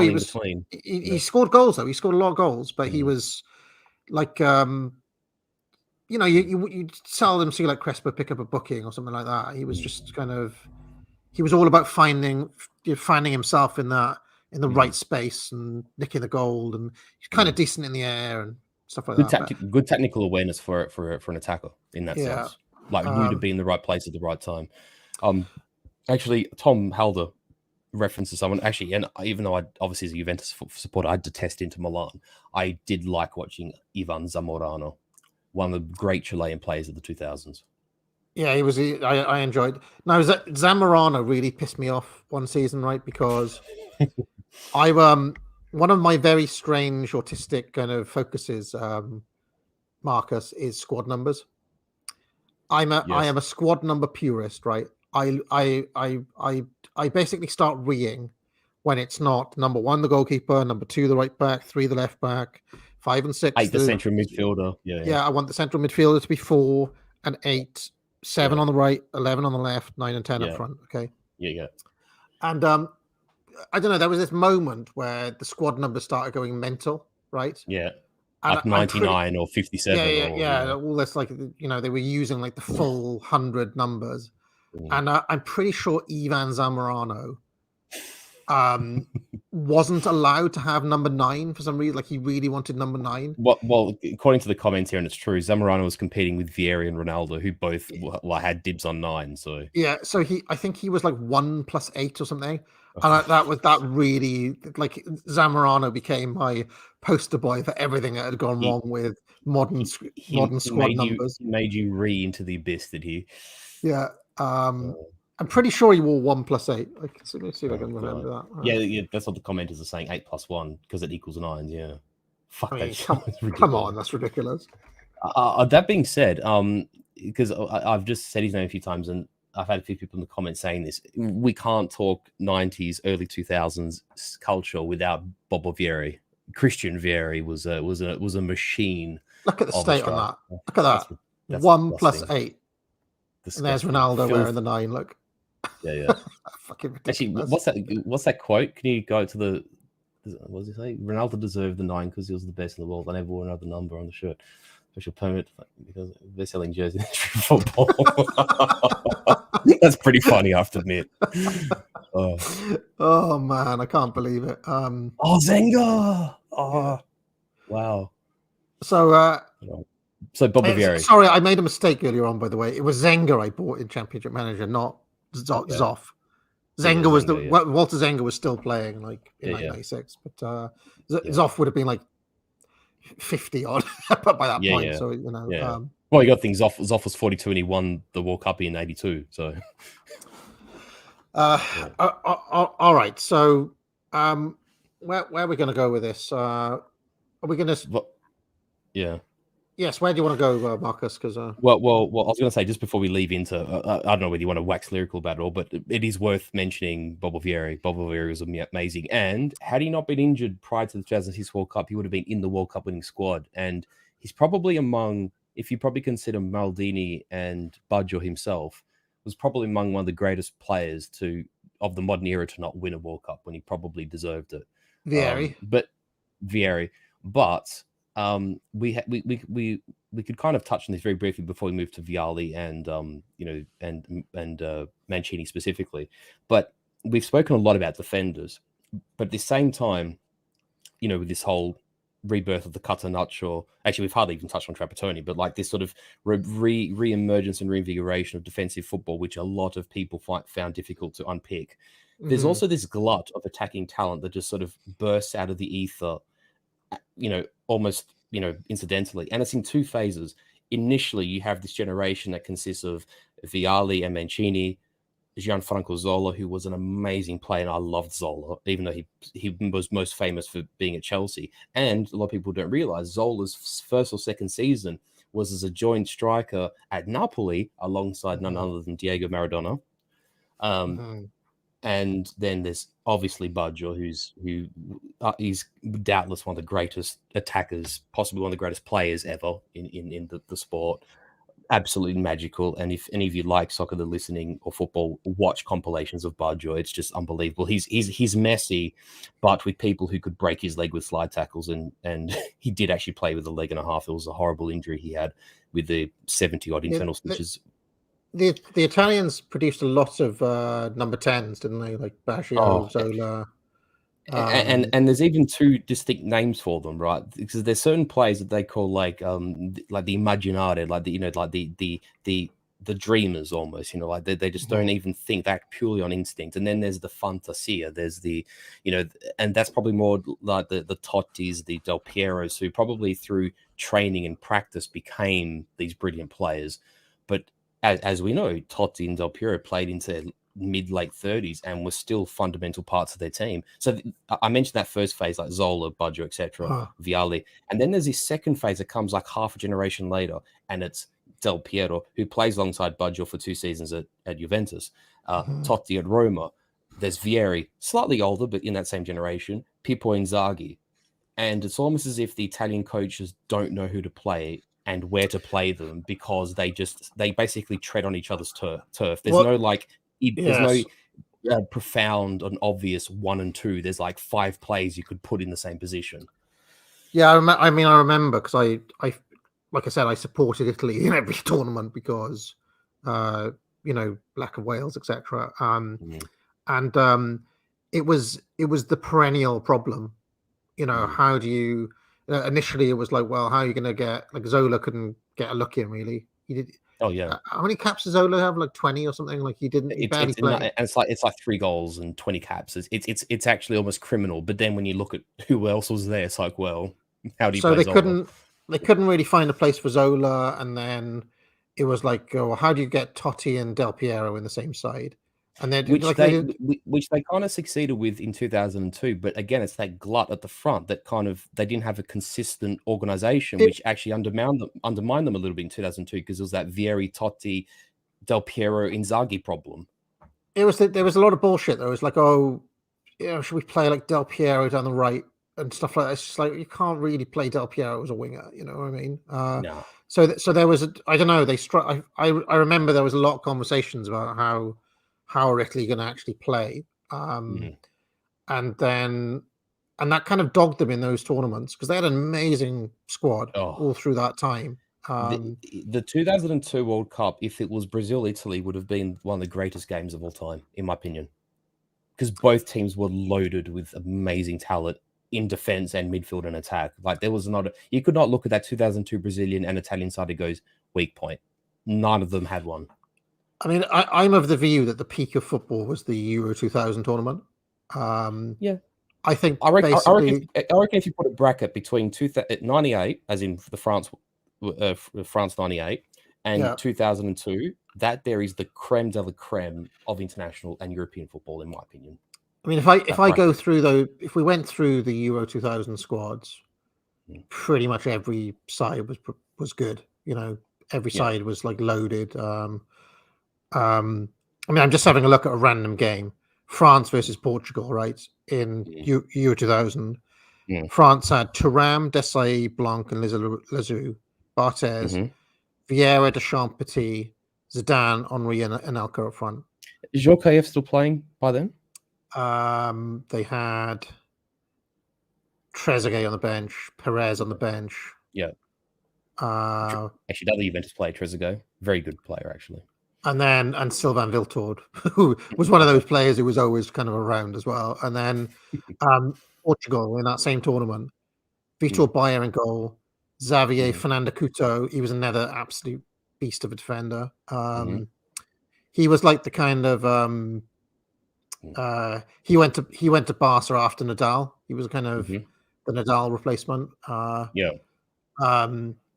Then they had Rui Costa and Figo in midfield. I mean, that was a good, just classic players. And it's just liking someone, I have to say, because I have no allegiance to Portugal, but as a pure neutral, I absolutely loved watching that early 2000s to Luis Figo. He was an amazing player on the ball. I swear to God, one of the most talented midfielders. Brilliant winger. It was and his footwork, sublime, absolutely sublime. I mean, I'm just looking at the Italy-Netherlands game from Euro 2000. Look at the Dutch team. Van der Sar, they had Stammen, De Boer, Van Bronckhorst, Overmars on the right, Zenden on the left, David and Koku in the middle, Kluivert, Bergkamp up front. Amazing. And then the Italy side was Toldo, Zambrotta, Cannavaro, Nesta, Giuliano, and Maldini in defence. I mean, fucking hell. And then they had Albertini, Di Biagio, and Fiore. Stefano Fiore, that's a blast from the past. And then Inzaghi and Del Piero up front. I mean, actually, someone who played in 02 and actually was his last international cap for Italy, and someone I loved as Juventus player. Do you remember Angelo Delivio? Oh yeah, of course. Yeah, he was a hard-working winger. I seem to recall. Yeah. Yeah, or sort of like, how there's you have a three central and one's offset. Yeah, he was like an offset centre midfielder. They used to call him Il Soldatino, the little soldier, because he was just a workhorse and disciplined and like not, he wasn't a piddler or a budger for footwork, but he was just a worker and clean and very dedicated and disciplined and a leader, actually, which I kind of find is lacking in football nowadays. You don't think of many players as being actual leaders on a pitch, and Delivio was one of them. And so was Di Biagio, actually, because I believe was Di Biagio an Inter player? Memory serves me correct. Di Biagio, he did play for Inter. I'm having a look now. He played for Roma and then he went to Inter. That's a spicy transfer. Actually, someone just said something here a little bit before, and I wanted just to canvass it before we went to our bromance, as our Sampdoria bromance. I'm just trying to think of where it was.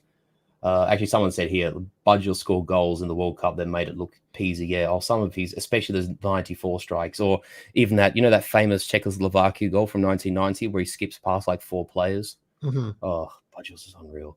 I'm just trying to think. Actually, someone here made a reference, Duke Valentino. Has anyone looked into the fixed games of the 1978 World Cup and the potential of Kissinger's involvement? Oh, wow, Kissinger being perfidious. Imagine my shock. But yeah, actually, Captain Smith. Actually, if you can, pull up a tab for Wikipedia if you can.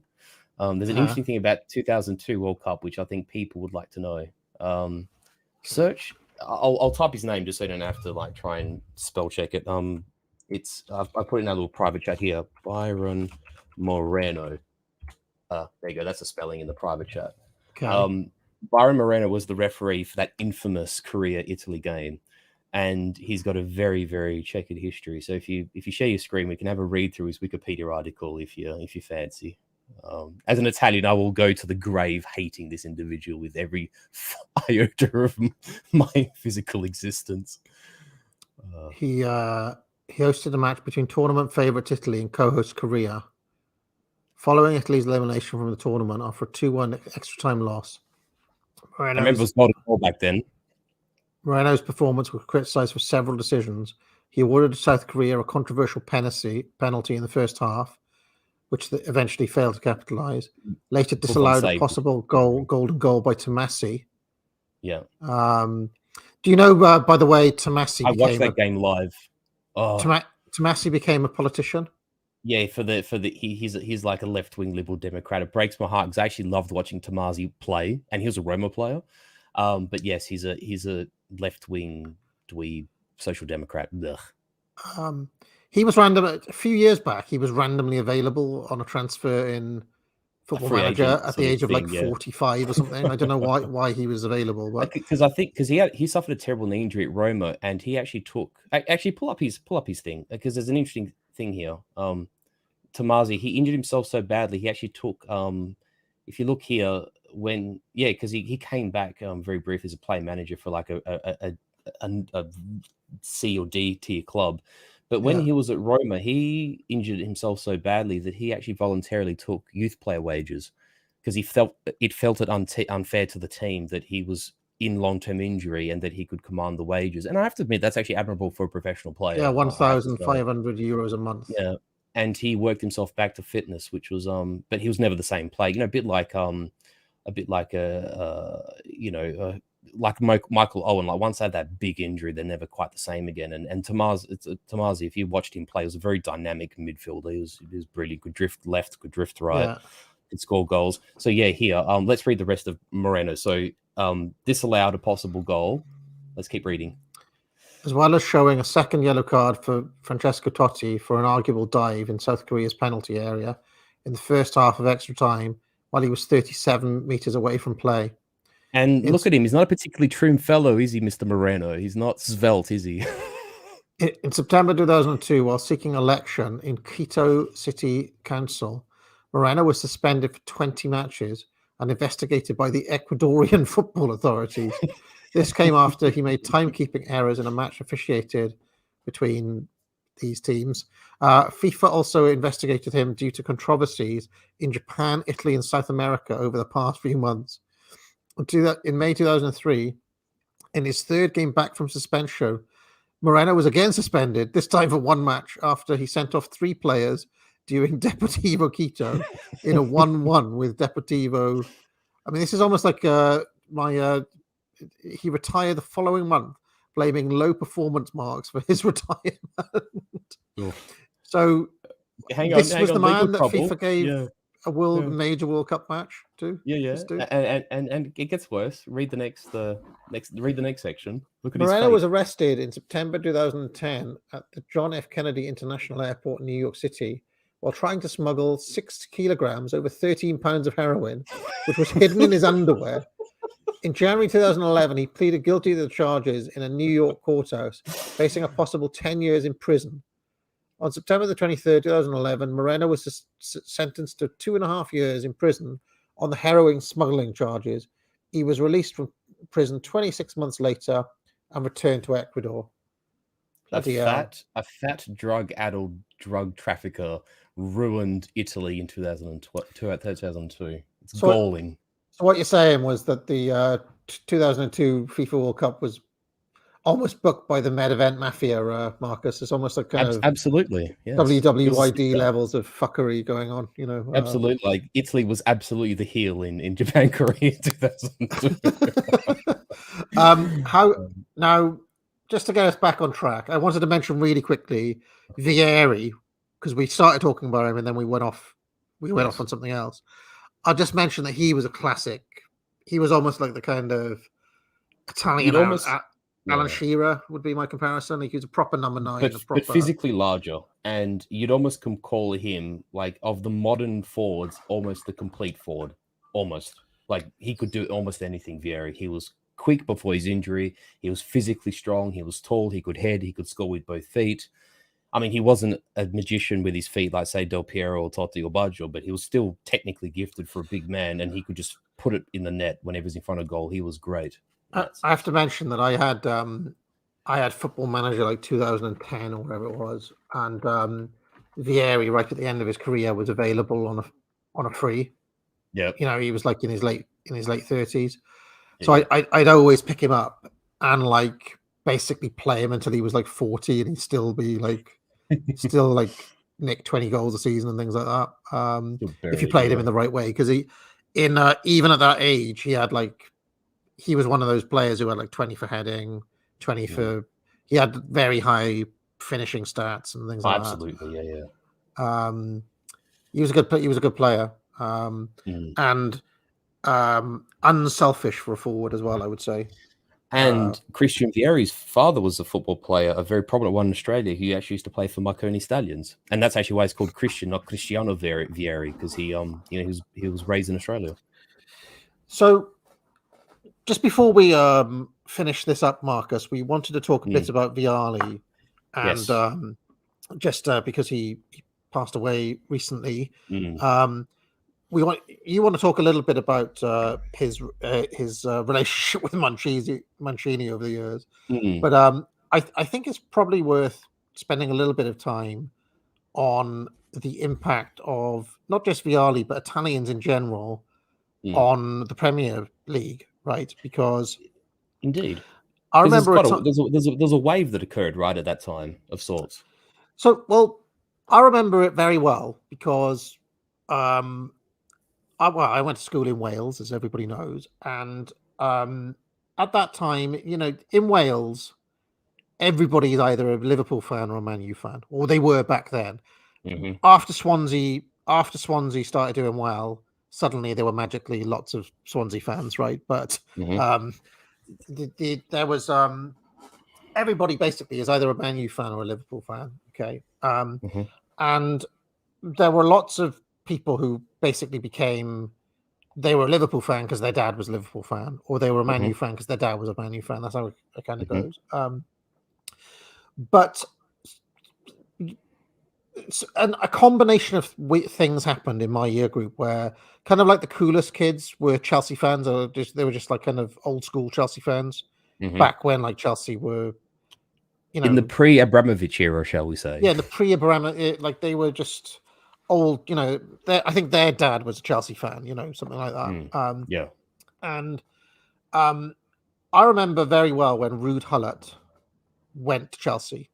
It was a major deal. He came in, and then he became like the player manager of Chelsea, right? In fact, there was a weird thing where initially Gullit wanted to play as a sweeper or some bullshit, which was bizarre because he was a striker, and I don't know, like that lasted about like one game, and then he was like, "I'm not doing that again." And then they started bringing in kind of big foreign stars into Chelsea, and Vialli. I mean, there was Zola and there was Vialli, and then there were certain others as well. Was Di Matteo one of them? I think I'm trying to remember when Di Matteo went to Chelsea. I think Di Matteo was a little bit late. I remember Di Matteo being around in the FA Cup final. But is that like 99, he came. 2000? Yeah, 1996. So yeah, he did come Okay. in that wave. He was one of them. Yeah. Let's have a look. They brought in. Okay, so it was 96. Glenn Hoddle went on to be the England manager. Gullit became the player manager, and then they brought in Frank Leboeuf, the French centre back. Remember him? I do. Di Matteo, Zola, and Vialli.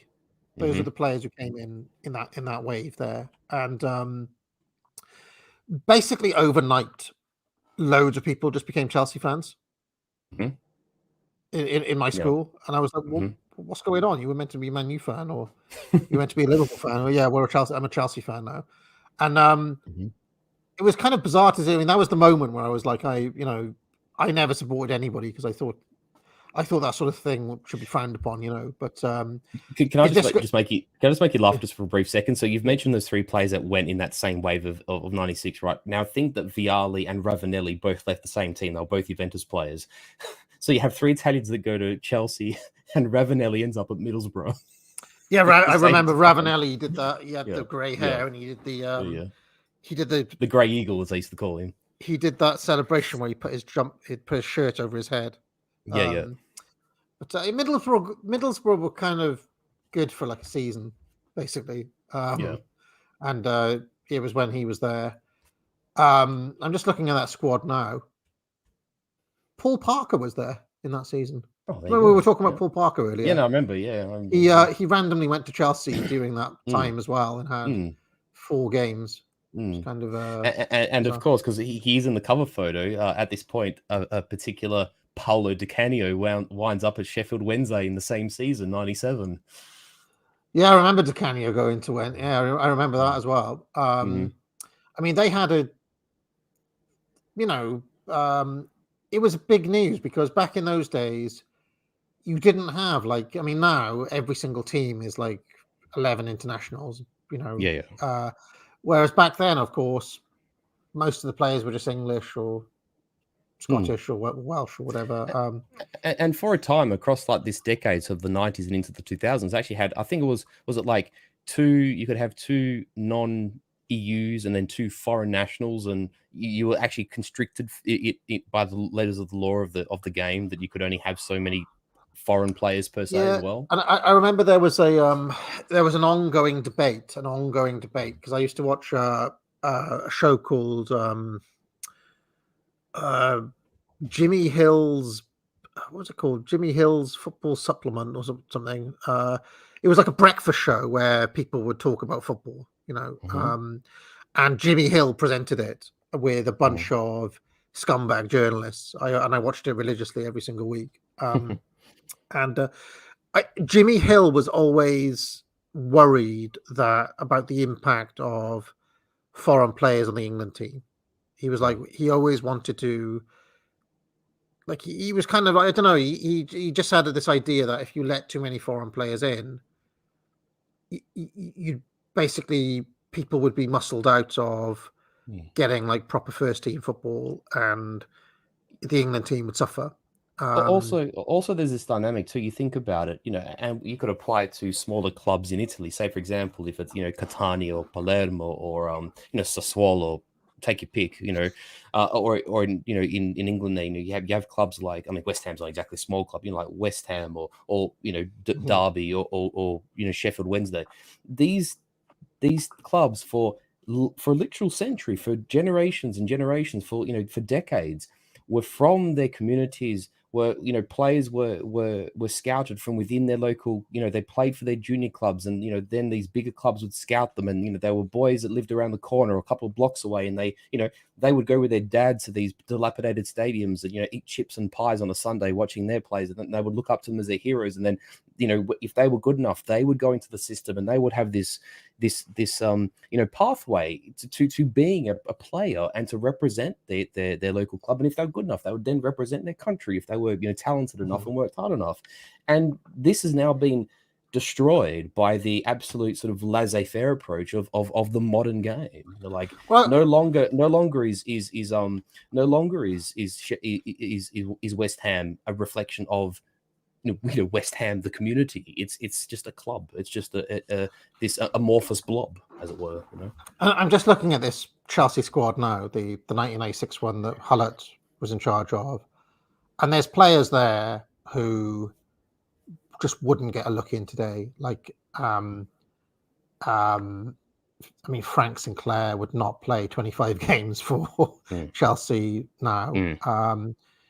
Jody Morris, Eddie Newton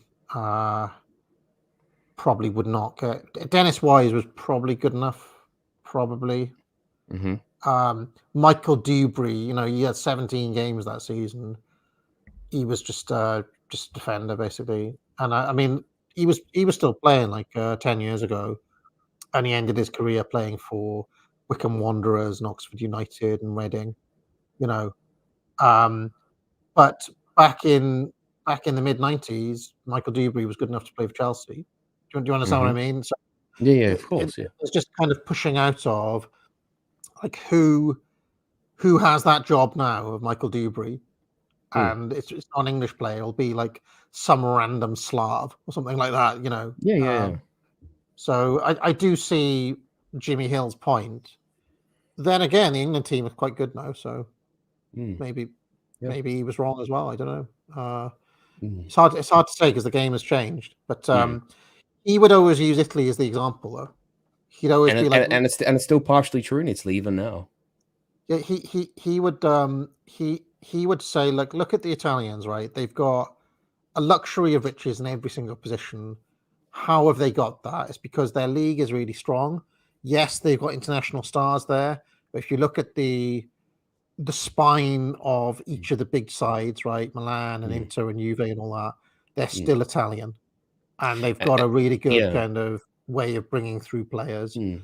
And what about our if, for English lads? instance, That was his argument. So correct. And the thing is, if you look at any sort of a team, or the Italian team that's done well in competitions in recent, whether it's that stint under Conte when he was coach, the last period under Lippi, and let's not forget Prandelli got us to the final against the enormous peerless Spain side in 2012 when Pirlo was arguably the player of the tournament. It's this case where AC Milan and Juventus have this spine, like you say, of Italian players. And then once you sort of combine Milan and Juventus, you then get a smattering of players from a strong Roma side, a strong Inter side, a competitive Fiorentina, a competitive Sampdoria. And you have a strong national team of these guys who play against each other week in, week out. And they're immersed in this you might say, this sporting tradition that is consistent with their country.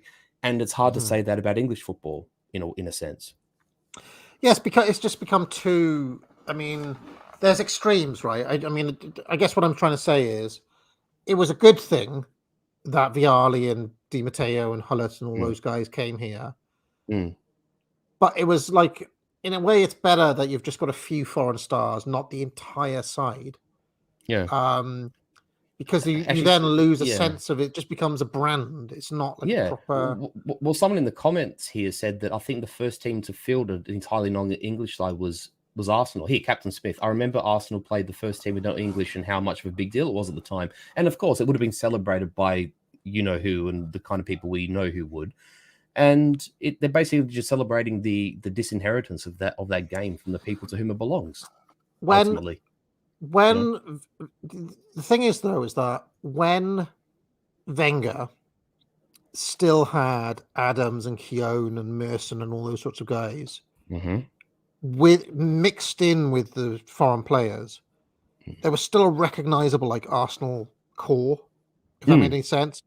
And I think that team was better than the team where it was just like, oh, here are like 11 random French youngsters. Yeah. Oh, they didn't win. Here's Nasri and Bakri Sanya and Koscielny and Arshavin and this team has no identity. Koscielny is the exact example, right? It's like, why? I mean, I don't know how one many random Czech player. I don't know how many games Koscielny had for Arsenal, but like those are games that could have just been given to an English player. There's no reason why Koscielny should be the Arsenal. He wasn't. I mean, I'm not picking on him in particular, but it's just like, well, he was just a player. You know what I mean? It's not like you're he was bringing just circulating in the system and happened to be there, right? Yeah, I mean, I always remember. I mean, it's not just Arsenal. It was like when Fergie sold a lot of his core. Do you remember he sold a lot of his team, and then he brought in the babes, the Neville and Scholes and Butt and all them. The golden he had generation, as it were. He had a recognizable Manchester United core in that team, right? But he fostered from the beginning. Let's not forget. After a certain time, though, I remember even at Man U there was this kind of creep of like just like random foreigners, like Park Sung, like him and. I mean, again, I'm not picking on any of these players in particular, but others, like Ronnie Johnson. Do you remember him? He was like a he was a centre back. I mean, he was all right, but it's just like I mean, you could have just played I don't know, Wes Brown there or something. And he did. Be fair to Fergie, Fergie did stick with his own players a lot, but this is the sort of player I'm on about. It's just like there's no reason really to have just random Scandinavians and after a certain time, Czechs and this sort of stuff. After a certain time, though, the entire team, like I don't know exactly when it happened, but now every single time, like now you get to the point where it's just like I don't know. You look at the current, I don't know, Sheffield Wednesday squad, and even they will have like it's Ronnie Johnson's all the way down, basically. So yeah. it- Should we quickly touch on Chelsea, because we kind of tangented away from Chelsea? So this influx of the Italians at Chelsea: Di Matteo, Zola, Vialli. yeah. So then Zola, Hullett, at some point stopped being manager, and trying to remember exactly what, did he resign or was he fired or something? I don't know. I can't remember. But basically, they brought in Vialli as the replacement for Hullett. Was he initially a player manager as well? No, he became play manager later. Because whoever was manager who brought him in was then, I think, sacked, and then Vialli play managed, didn't he? Hullett brought Vialli in when he was player manager. Okay, there you go. There. And then Hullett stops being manager, and Vialli replaces Hullett as the play manager. Okay, as the player manager. So they had two player managers in a row, which is very unusual. Certainly these days, you don't see player managers much anymore at all. No.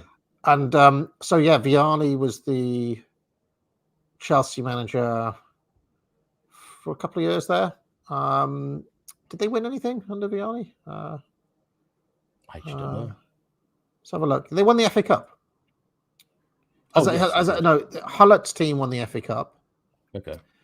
And then, and Vialli won the FA Cup in 1999-2000. Yeah, there you go. Yeah. And they won the League Cup. Yeah. And they won the Cup Winners' Cup.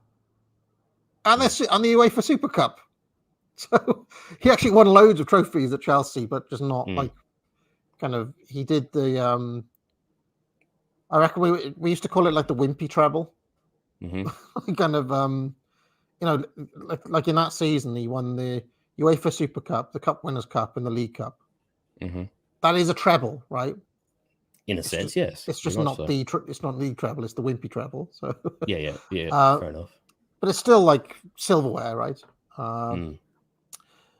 So, but do you think this influx of Italians, which happened in a very specific window, and there's a lot of overlap between the ones that went over, like we've talked, we've mentioned Di Canio and Vialli, etc., Ravanelli. Do you think it had an influence or an impact on the game? And do you think with the way that Italians play, because the Italian game, and this is the thing, whether people call football or soccer or whatever, it tends to have a universal name. Even in Italy, someone mentioned before, because it's a relic from the, shall we call it, the interwar period, and the man with the big chin. But Calcio is a specific name for the sport that doesn't exist anywhere else. And the Italians have a specific psychology and a tactical approach, and almost like I hate to sound wanky, but almost like a biospiritual expression of the game that is unique to anyone else. And I guess the question I posit is, do you think that those players arriving from that specific culture, A, influenced the English game at all, and B, did they thrive in England because English players they came against didn't know necessarily how to play against that well? Because all of them, whether they were Vialli or especially Zola and even Di Canio, were fairly prolific in the Premier League, if we're being honest. I mean, the thing that they always talked about back then was tempo. The Italian game's a lot slower than the English game. That the English game is played at a breakneck pace and always has been. And if you look at the early 90s Fergie sides, they're all kind of 4-4-2 counter-attacking sides, really. They played on, there was a lot of people played on the break, and they were fast. Two wingers, Mark Hughes was in the middle. Remember, classic striker. And then you had typically a destroyer in the middle, Roy Keane, say, and then a more. In fact, initially they had Brian Robson, and then he got injured, as he always did, and it was Paul Ince and Roy Keane. In fact, Ince was the defensive one out of those two, but I mean, Roy Keane was just what a bruising midfield that was. Ince and Keane. So it was all about the pace on the wings, and when this started happening in the mid-90s, likes of Fergie had to become a lot more tactically sophisticated, I think. The tipping point I would point to was probably actually when Ranieri turns up at so after Vialli, it's Ranieri, right, at Chelsea, Mhm. and you start seeing like they called him the Tinker Man, right? Ranieri, Which he's because he done at was every club. He's yeah. renowned for that.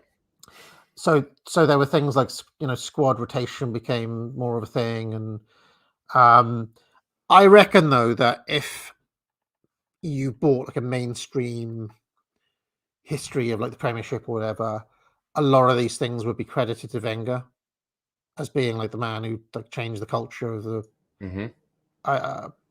training methods and things like that. But I think that this stuff happening at Chelsea was probably part of it as well. Part of the kind of general story of things becoming more sophisticated from just the kind of rough days of Influencing the Gestalt, as it were, but in its own way at a separate place. So whilst Wenger was doing that stuff at Arsenal, this was occurring in Chelsea in its own way, in its own environment, as it were. yeah. I think I mean it's going to sound strange, but like Chelsea had a kind of coolness factor at this time when I had this kind of these Italian players. The Med Mafia. Yeah, exactly. They had their own kind of med. They had a player. They had a Romanian player called. It was a right back called Dan Petrescu, who Actually, looks I exactly. remember Petrescu. I mean, Dan Petrescu looks exactly like Fox Mulder from X Files. So I don't know. They were stylish. They just looked. They looked cool. So I don't know that was happening. Then again, this was also the era of the Spice Boys at Liverpool and all that sort of stuff as well. Do you know, like Steve Bannerman and Yeah. But yeah, I mean Chelsea, I reckon from about '96 until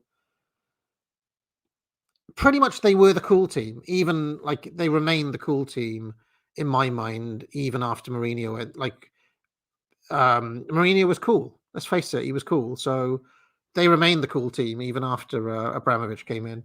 In fact, I don't know when they stopped being the cool team. Probably Man City, the bloody chic team. When it became all about Arab bucks, then probably that's when it stopped. When did that happen? The influx of the chic money in the like mid late 2000s and Yeah, into the 2010s. when Man City became like current Man City is probably when. Yeah. I mean, am I correct in thinking Man City has been the cool team for the past 10 years, right? But like a cool fake team was like Chelsea had an authenticness to that coolness. I mean, Mancini himself, right? When he becomes the manager of Man City in 2009. Do you remember he came in, he wore those like scarves and he was all like stylish. His and all that sort of overcoats stuff. and his wonderfully manicured hair and his wonderful I feel like, mane. I don't know, around that time was probably where there was a transition that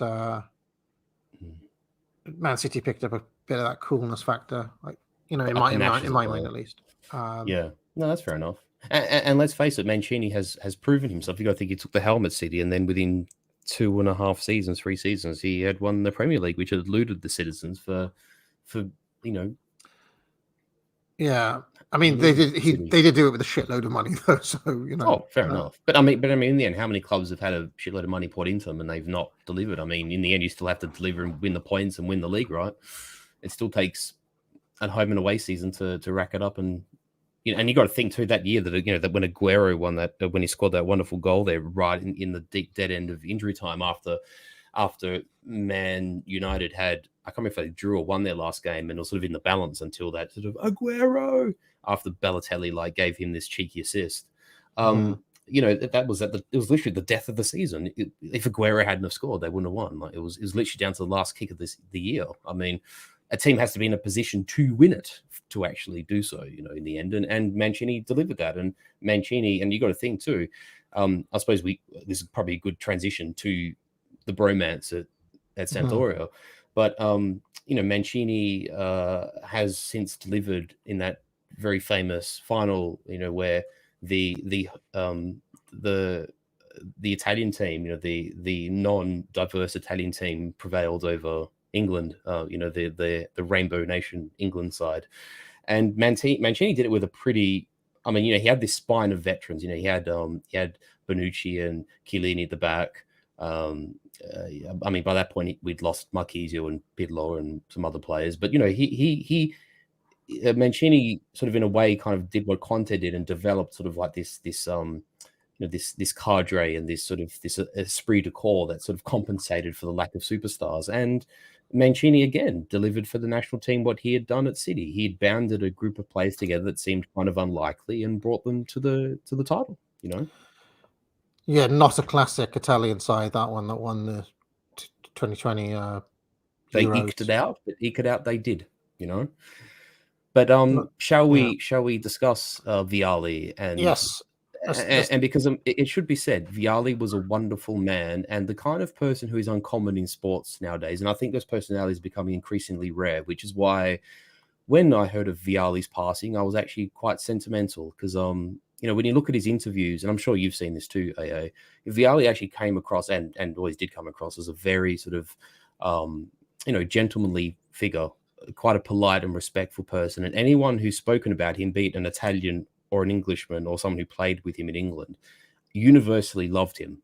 He was a very appreciated man in that respect. What do you think? Yeah, he always seemed like a lovely guy to me. Like he was when he was a manager, obviously that was the most time you saw his interviews, But he seemed like a great guy. And he was a good player as well, which I think is easy to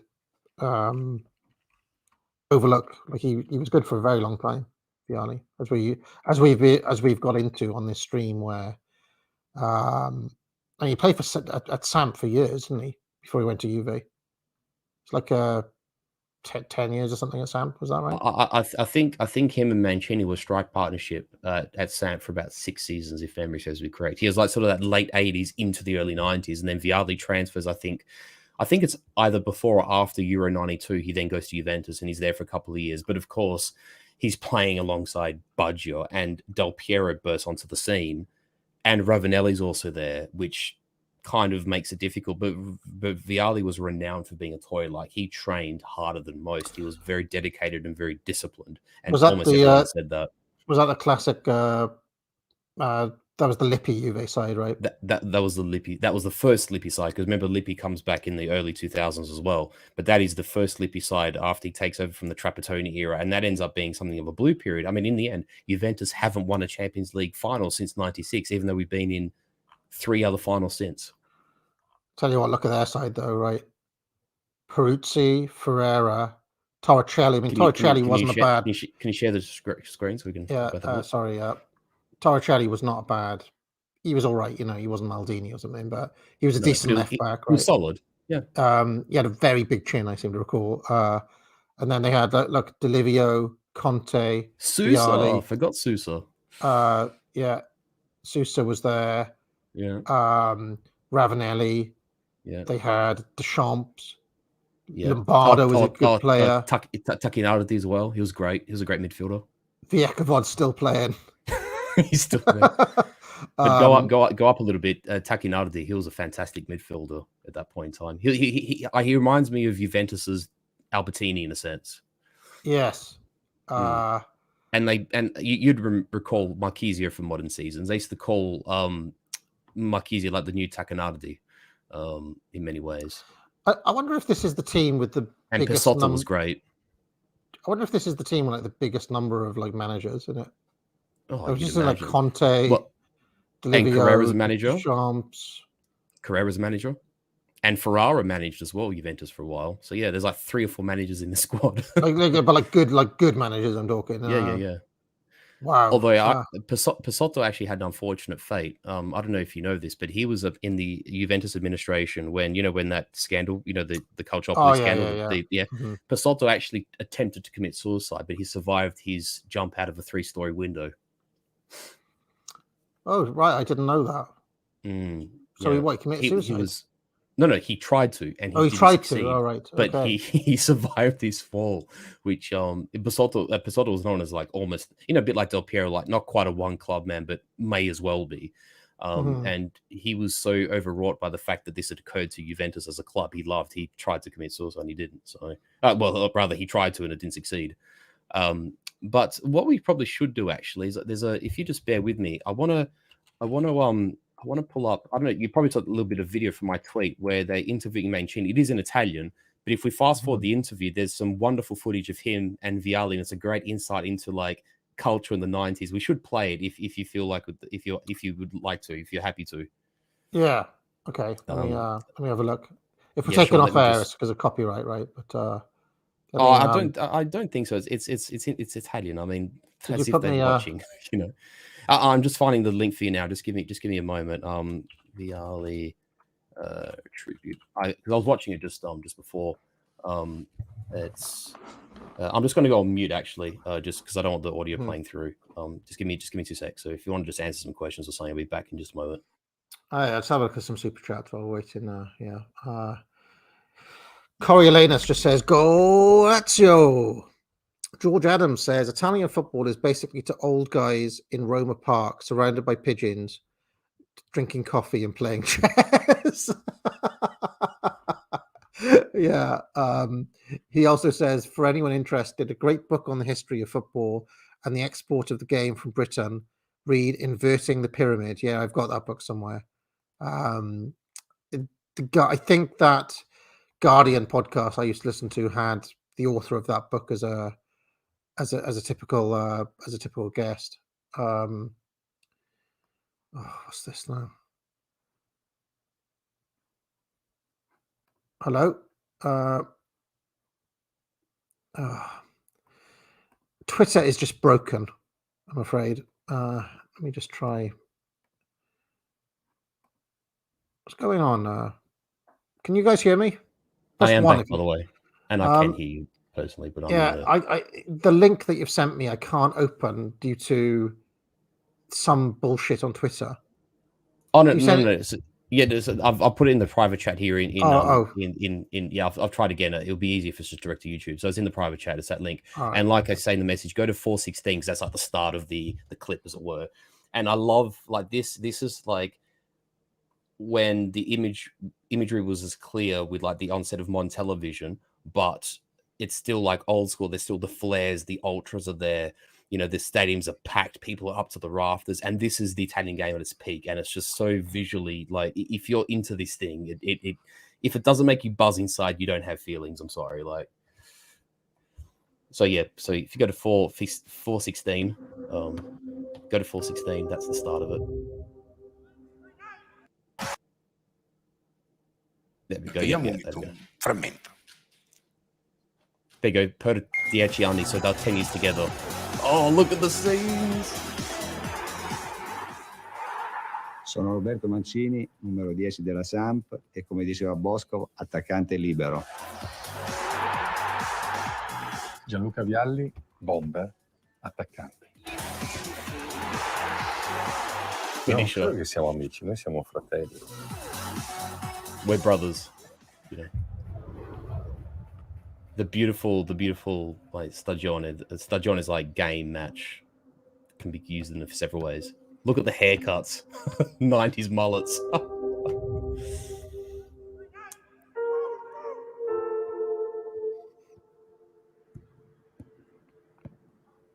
Prima volta che ci siamo visti, mi sembra fosse sul treno per andare verso Coverciano. I mean, they're speaking Italian, so we can probably pause it unless you want to fast forward to more footage. But it's these two, they actually, because they came from both relatively humble backgrounds, they actually used to live together in the same apartment. So they very much have this sense of like brotherhood and, you know, camaraderie that transcends just the fact that they were teammates. And you know, and I think what's amazing, we don't see many sportsmen like this anymore, particularly like, you know, European sportsmen. And the way they're almost quite, you know, not emotional, but they're fond of each other, and not in a like a simpy kind of limp-wristed way, but it's like this genuine sense of camaraderie. And it's the kind of thing where I think guys in our circles, you know, we sometimes fall either side of this line. You know that, you know, there are times you need to be stern, and you need to sort of, you do need to be stout-hearted with what you're faced in the world, and not just like, oh, we're walking through the ashes, but I mean, even in like a good life cycle or in like good times, you still have, everyone still suffers torment and traumas and sadness and chaos and whatever, and a person's life can be made so much better by strong friendship. And you need this sort of ability where you can be emotional and sentimental to appreciate the things in life that are worthwhile and that matter. Or if like you are a sportsman, you're an athlete, you're a competitor, you're a boxer, you're a footballer, you're a racing driver, jockey, whatever, right? That you can like embody what you do to the maximal level. I mean, I'm sure you've talked about this before, like referencing people like Evola or whatever, like embodying the spirit of something to its maximum capacity. And I think what's beautiful about this point of the game, like the 90s football, whether it's England or Italy, you have this sort of crossover point between they're still actual men. They still are relatively normal people, right? But there's this professionalization of the game that exalts them to a level that their predecessors weren't quite at. But they're still normal. They're still men. They're still well raised. They still probably, went to church with their mums and dads, and they probably still had, uncles who were bricklayers and carpenters. They were still from like our real world before money kind of totally poisoned it.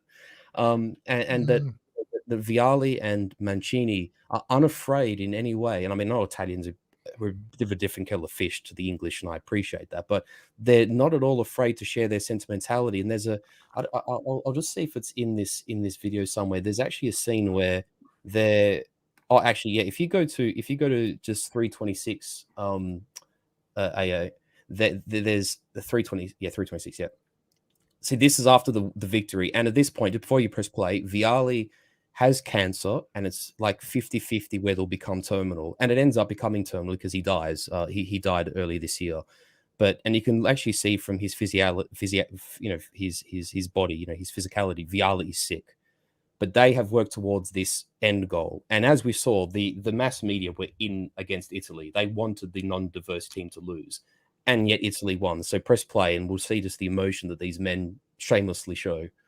Mangiavamo a pranzo insieme, il pomeriggio stavamo insieme, la sera uscivamo insieme, quindi sono stati veramente 10 anni molto intensi e si parla di tutto. È chiaro che it's a sense of triumph veramente against odds. L'amico che hai per tutta la vita, and a sick man quando finally, le nostre strade si sono divise. Actually, that's Mancini visiting Vialli at his home because he had a villa in London.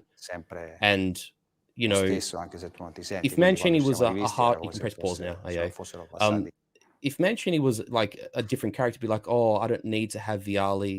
He's a sick. He can just stay at home. But no, he's like, no, I'm the manager of this squad, and this squad isn't the most talented Italian side, but they need an animation of spirit. They need someone to inspire them. And you got to think Vialli is a man dying of a very rare cancer, and so he brings him in, and he's using him as a mentor. Well, not using him, but like he's there as a mentor, and they help each other. And he actually says in the interviews, like, he used the word symbiotic. It's like we're not only brothers and companions, but we have this symbiotic relationship as players. Mancini was the libero, and Vialli was the bomber. Like the 9 and the 10. And they're actually quite different characters. Like, Mancini is a bit autistic in the sense, he's intense, and he's a bit stern faced, and he's a bit he's the kind of guy who's, you might say, conflicted inside. Whereas Vialli's like jovial but professional, hardworking, but he has impulses of anger, but then he's tranquil again. Like one's complex, one's simple, but they are these two creatures that are different, but their friendship is built upon this differentiation that's complementary and symbiotic. And even when Mancini becomes the coach of the Azzurri and he brings in Vialli, even as managers of the Azzurri, of the national side, their symbiosis actually makes them a better, as in they're greater than the sum of their parts. Does that make sense? And I think it's worth, for those of us who have a transcendent, for those of us who have transcendent notions, it's important for us to actually identify what this sense of spirit is. Even if we have different conclusions from it, it's just something I think that was worthwhile to bring forth in this stream. Not to sound soppy, but I hope you know where I'm coming from. Yeah, absolutely. And when we started the stream, I saw like a lot of people were commenting. They were saying like soy ball and sports, like, and consumer kind of, which are valid criticisms, to be fair. This is kind of a sad thing that's happened, is that as it's become more and more like that is all people think about it now, right? That's the only like association, like a whole generation of people have with what football is. So it kind of as it becomes more like that, these sorts of people that you're pointing to here in this sort of spirit that you're talking about, Marcus, becomes more difficult, right? Do you understand what I'm saying? Like it can, like Absolutely. you know, in fact, I can't help but think of the Gareth Southgate England, you know, and what they're meant to represent and how you're meant to feel about it and all that sort of stuff. So, yeah, interesting. But Oh, sorry, go on. I was going to say though, like, do you think in a strange way, the Italians have been able to hold on to it in a way that the English have not? Because if you look at Serie A teams, okay, yeah, there's foreign players there and so on. There always have been, but you still have a lot of Italian core to a lot of the teams, right? And Absolutely. the Italy side, the one in 2020, you know, was a lot of those players were unfancied players who just ply their trade in Serie A, right? And as Italy has often done, particularly like forget the 34 and 38 World Cups, they're very much of a different epoch, never mind a different era. But the 82, 06 victories in the World Cup, and then this being a Euro, which Italy, I don't believe, had actually won before, or might have won one like ages and ages ago. They have been unfancied, and the 82 and the 06 teams were talented, but it was more like in the context of controversy. Or, Paolo Rossi had a terrible season, and 06 had been Calciopoli, Juventus had been demoted, and there was all this clamor and ill the media had piled on, and there was poor morale, but there was a leader. In the case of 06, it was Lippi, and it was their leaders. It was it was Del Piero and Totti and Buffon, who galvanized this team. And Italy have this knack of, when the chips are down and everybody's dogpiling them, they find something. Like there's that sort of that the Italian word is spina profunda, like this backbone that just grows, and Italians will win out of sheer spite of their critics, if that makes sense. I think it's fair to say, Marcus, that Italy, I don't say they always win, but when Italy aren't fancied, they tend to win, and when they're really fancied, they tend not to win. Correct.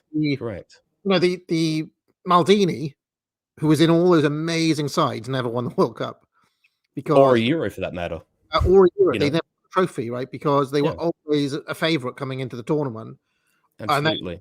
And nobody was talking about Italy. They had a scandal, and then they won. And then in 2020, nobody fancied Italy at all. Yeah, absolutely. Yeah.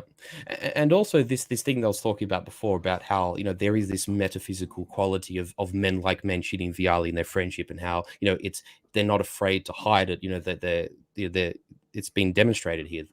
They will say, like, this is who we are, this is what we share, and it's unashamed, there is something sort of, and I think this upsets to some degree both Italian liberals and outside liberals who critique Italy for being parochial and a bit backward, shall I say, or in some sense it's like this anti-progressive bent that Italians have, is that it almost is, for example, and I think I do like this phraseology because it does ring true, even though we can't necessarily prove it. But I like this baptism called, I like the biospirit reference, because I think with Italy specifically, it is a biospirit.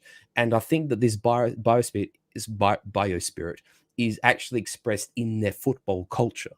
Like the things that you say about the Italian team being made up of predominantly Italian nationals is a part of that. The fact that it produces all these coaches and managers that play football in a very specific and unique manner is a part of it. And then also that, in an era when, or in times which ours are, where we are walking through the ashes, that notions of, companionship and brotherhood and whatever are kind of laughed off by people who are, say, more materialistically minded and commercial and mechanistic, if you're talking like in a sporting context, right? You just, you put into an algorithm and it gives you the ideal number, and you just do that, and that's how you win. You know, like a Formula One engineer, just, you know, there's a supercomputer at the base, and this is the setup, and this is the numbers, and this is the tires, and if we do that, it's the optimum. Like, without having instinct or a hunch or, you know, tactics or whatever, the human element.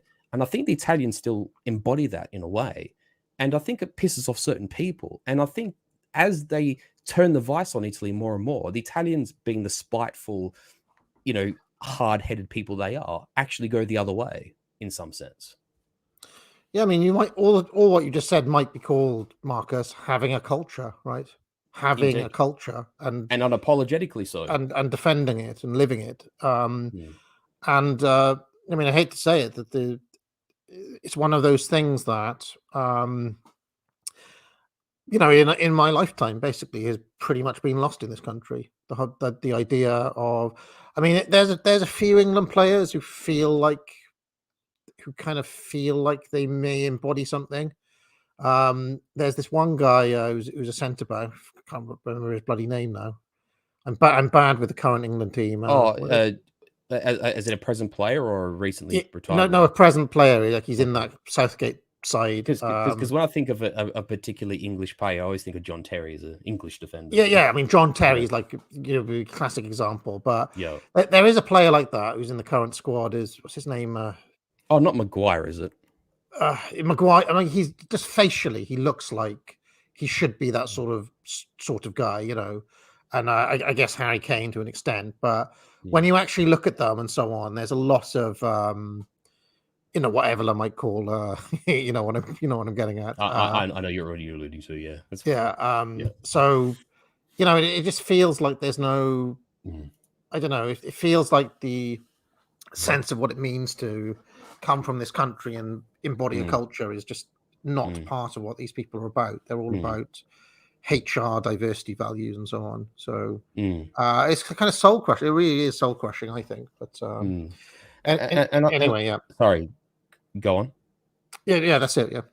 Oh, okay. I'm just going to say, and this is where I think sometimes, like, it is right to, if we take this conversation a very slightly cultural and socio-cultural dimension, is that it can be rightly said that the Italians can be overly emotional and overly histrionic and overly, you know, expressive and whatever, you know. And it's actually funny. There's a reference from Versailles where, when the Greeks, because you got to think the Greeks and the Italians both fought alongside the French, the British, and the Americans in World War I, right?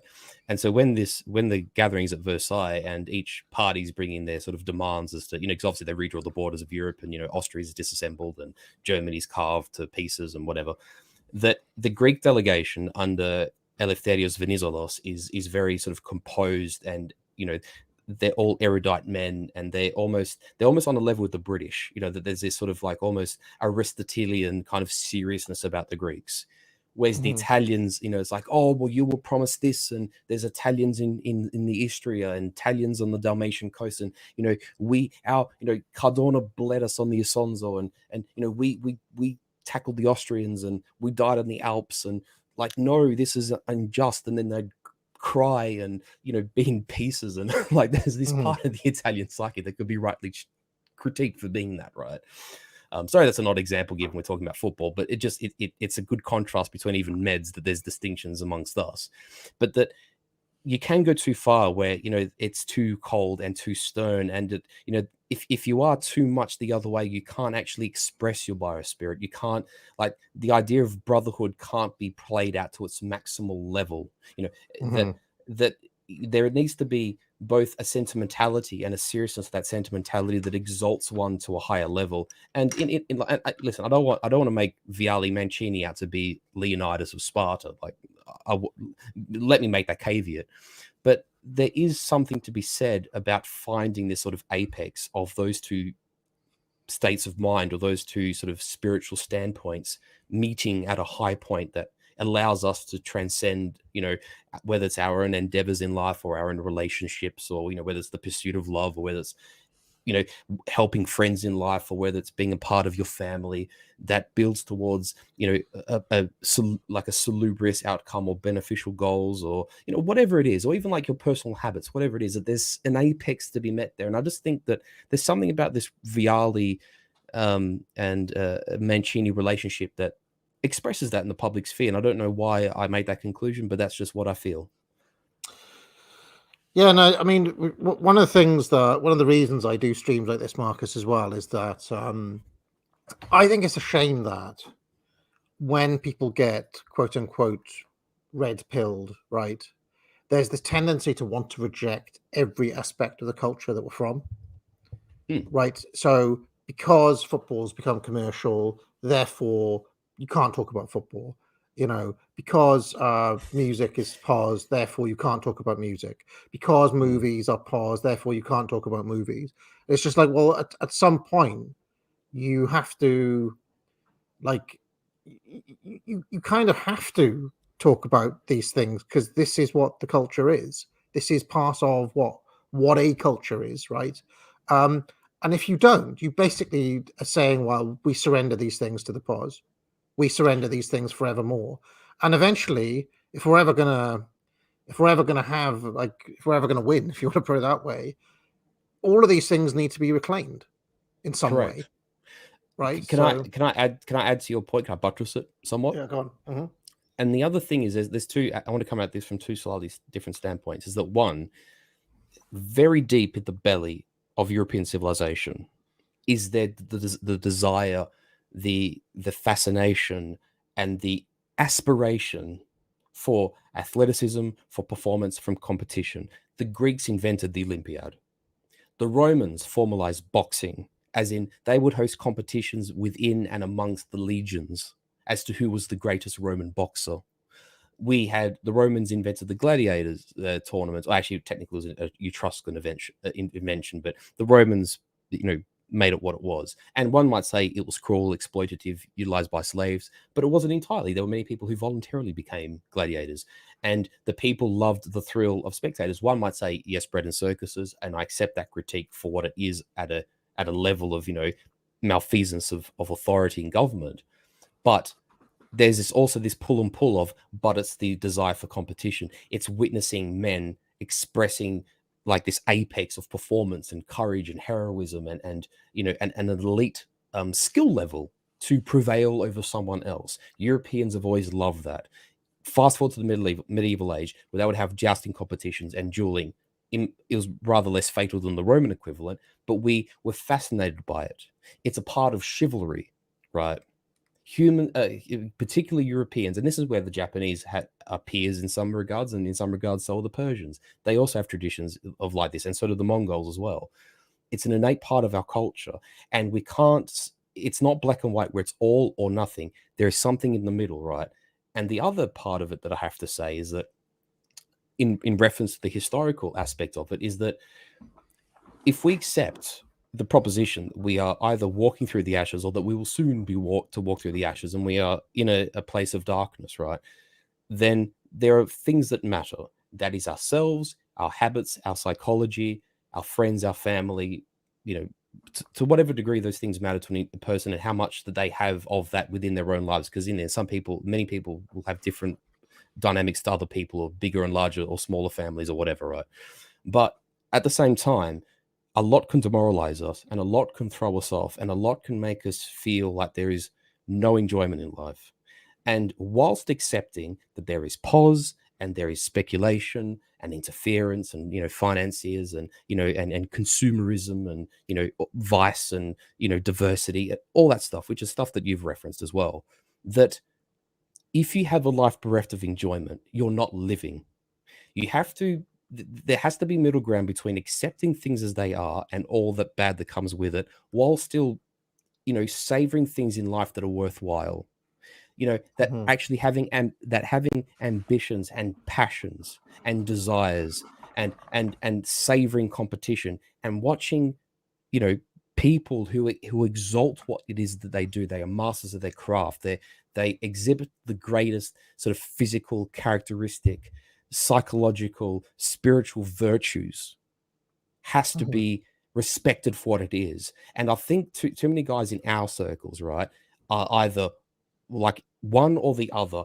And I think this thing sits more in the middle. I don't have the answer. I'm not purporting that I do have the answer, but I think it's actually a serious conversation that is actually worth having amongst ourselves and our peers, because both of those points that I've raised and what you've raised all has merit. Yeah, I mean, I just think that just to be serious for a second, if you're looking for examples of heroism in the modern world, which are few and far, but just very difficult to fight, you're not going to get them on the battlefield in this day and age. Um, you know, you have to look at like a Roger Federer, or I mean, I know it sounds trite, but like, you make what you want of Lionel Messi, but he is a hero for his country. Yes. So in a way, and his trial to winning the World Cup is itself, in some ways, like a heroic journey, because how many times did he fail? How many times did he quit the national team? How many people were naysayers saying he won't do it? Is he forever condemned by the spirit of Maradona? But at 37, at the tail end of his career, after so much effort and toil and disappointment and heartbreak, there he was. So yeah, I mean, I do think there is a place for competitive sport in life. I think it's just like everything else. If you surrender it completely to the enemy, then it will become theirs. And really, these are the sorts of things that shouldn't really be allowed to be theirs. Especially when you're talking about like notions that are wrapped up with national identity and patriotism and so on. I mean, the left in this country hate this nation. So why would you surrender the national team to them? Anyway, I have to do a podcast, Marcus, in about half an hour here. So I'm going to have to we're going to have to wrap this up. Before we do that, it would be remiss of me to leave this stream without declaring yet again my undying admiration for this gorgeous man right here. the pinnacle of the male, the handsome male archetype with Chad features. I mean, absolute Chad. And look at him as an old man; he's still handsome. Like he's still got it.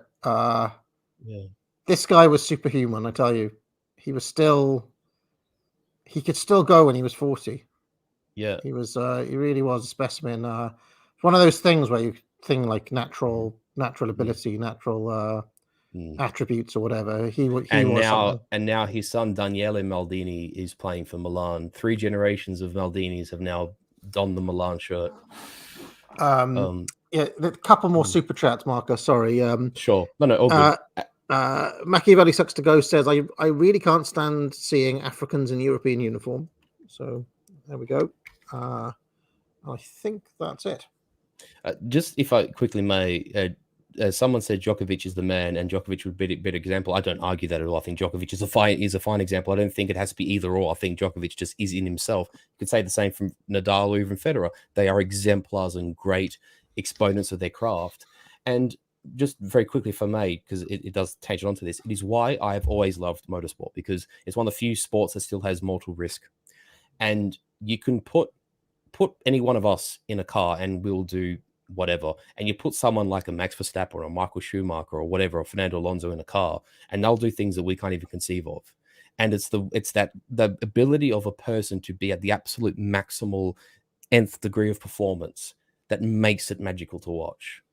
And it's that human element that sort of, there's like this spiritual transcendence. And I agree with what someone said. It's like a shame that it's boiling down to sportsmen, but like the point I made, there's a historical, there is historical validity to this. It's not just it popped up in 1960. This is a part of us and has been for a long time. It's just expressed in a different way. But I agree that we should have other heroes, but that doesn't mean just because we don't have other heroes that we should discount this. The two could coexist.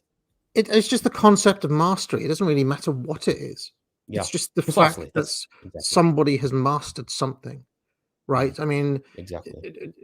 Federer, the example that comes to mind is because I can't think of someone else who's so totally mastered a field. Right. But you could think of, I mean, it doesn't really matter what the field. It could be a snooker player. It could be a chess. What's his name? Ronnie O'Sullivan, as an example, Or, I mean, it really, it doesn't matter what the field is. I love pro wrestling. You can get people who it's not just being good at something. It's like dedicating yourself to be the best at that thing.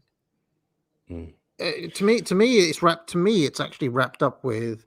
You remember I had that whole argument with the so-called trads on Twitter a while back, where I was saying, like, it's not enough just to be a dad and fucking change nappies. This is not the peak of masculinity, right? Masculinity has to be defined by you have to actually achieve something. Anybody can stick their dick in someone and get someone pregnant and not run away. I mean, that's the bar we have now. Some might even argue that that's actually servile because you're actually a slave to your impulses rather than transcending to something greater than yourself.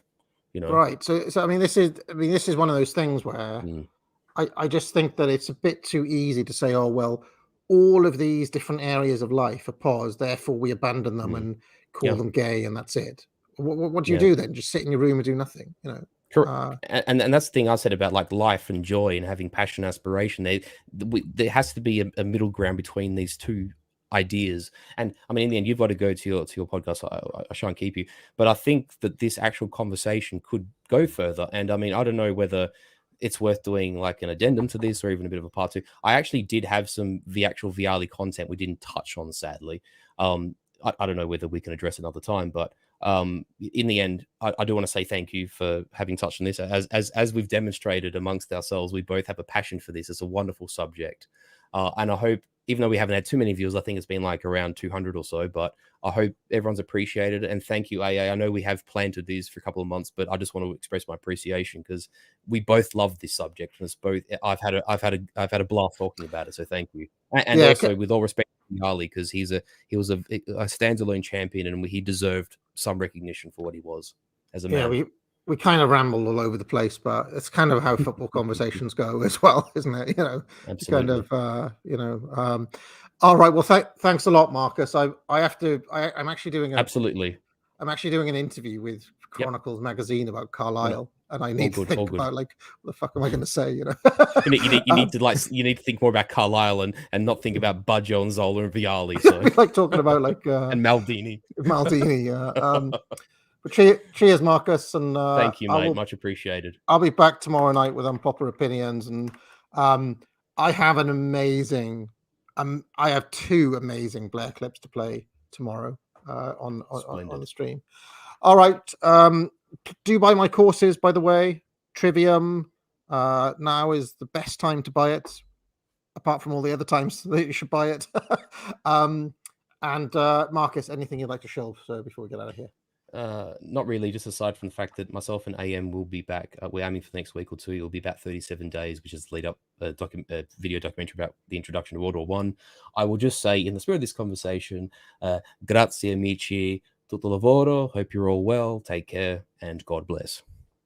And Forza Azzurri. We should really end with those. Golazzo! All right. Rete Golazzo! Bye, everyone. Ciao. Where is it? What goes on in this town is none of your business. As long as I'm living here, it is. Then maybe you should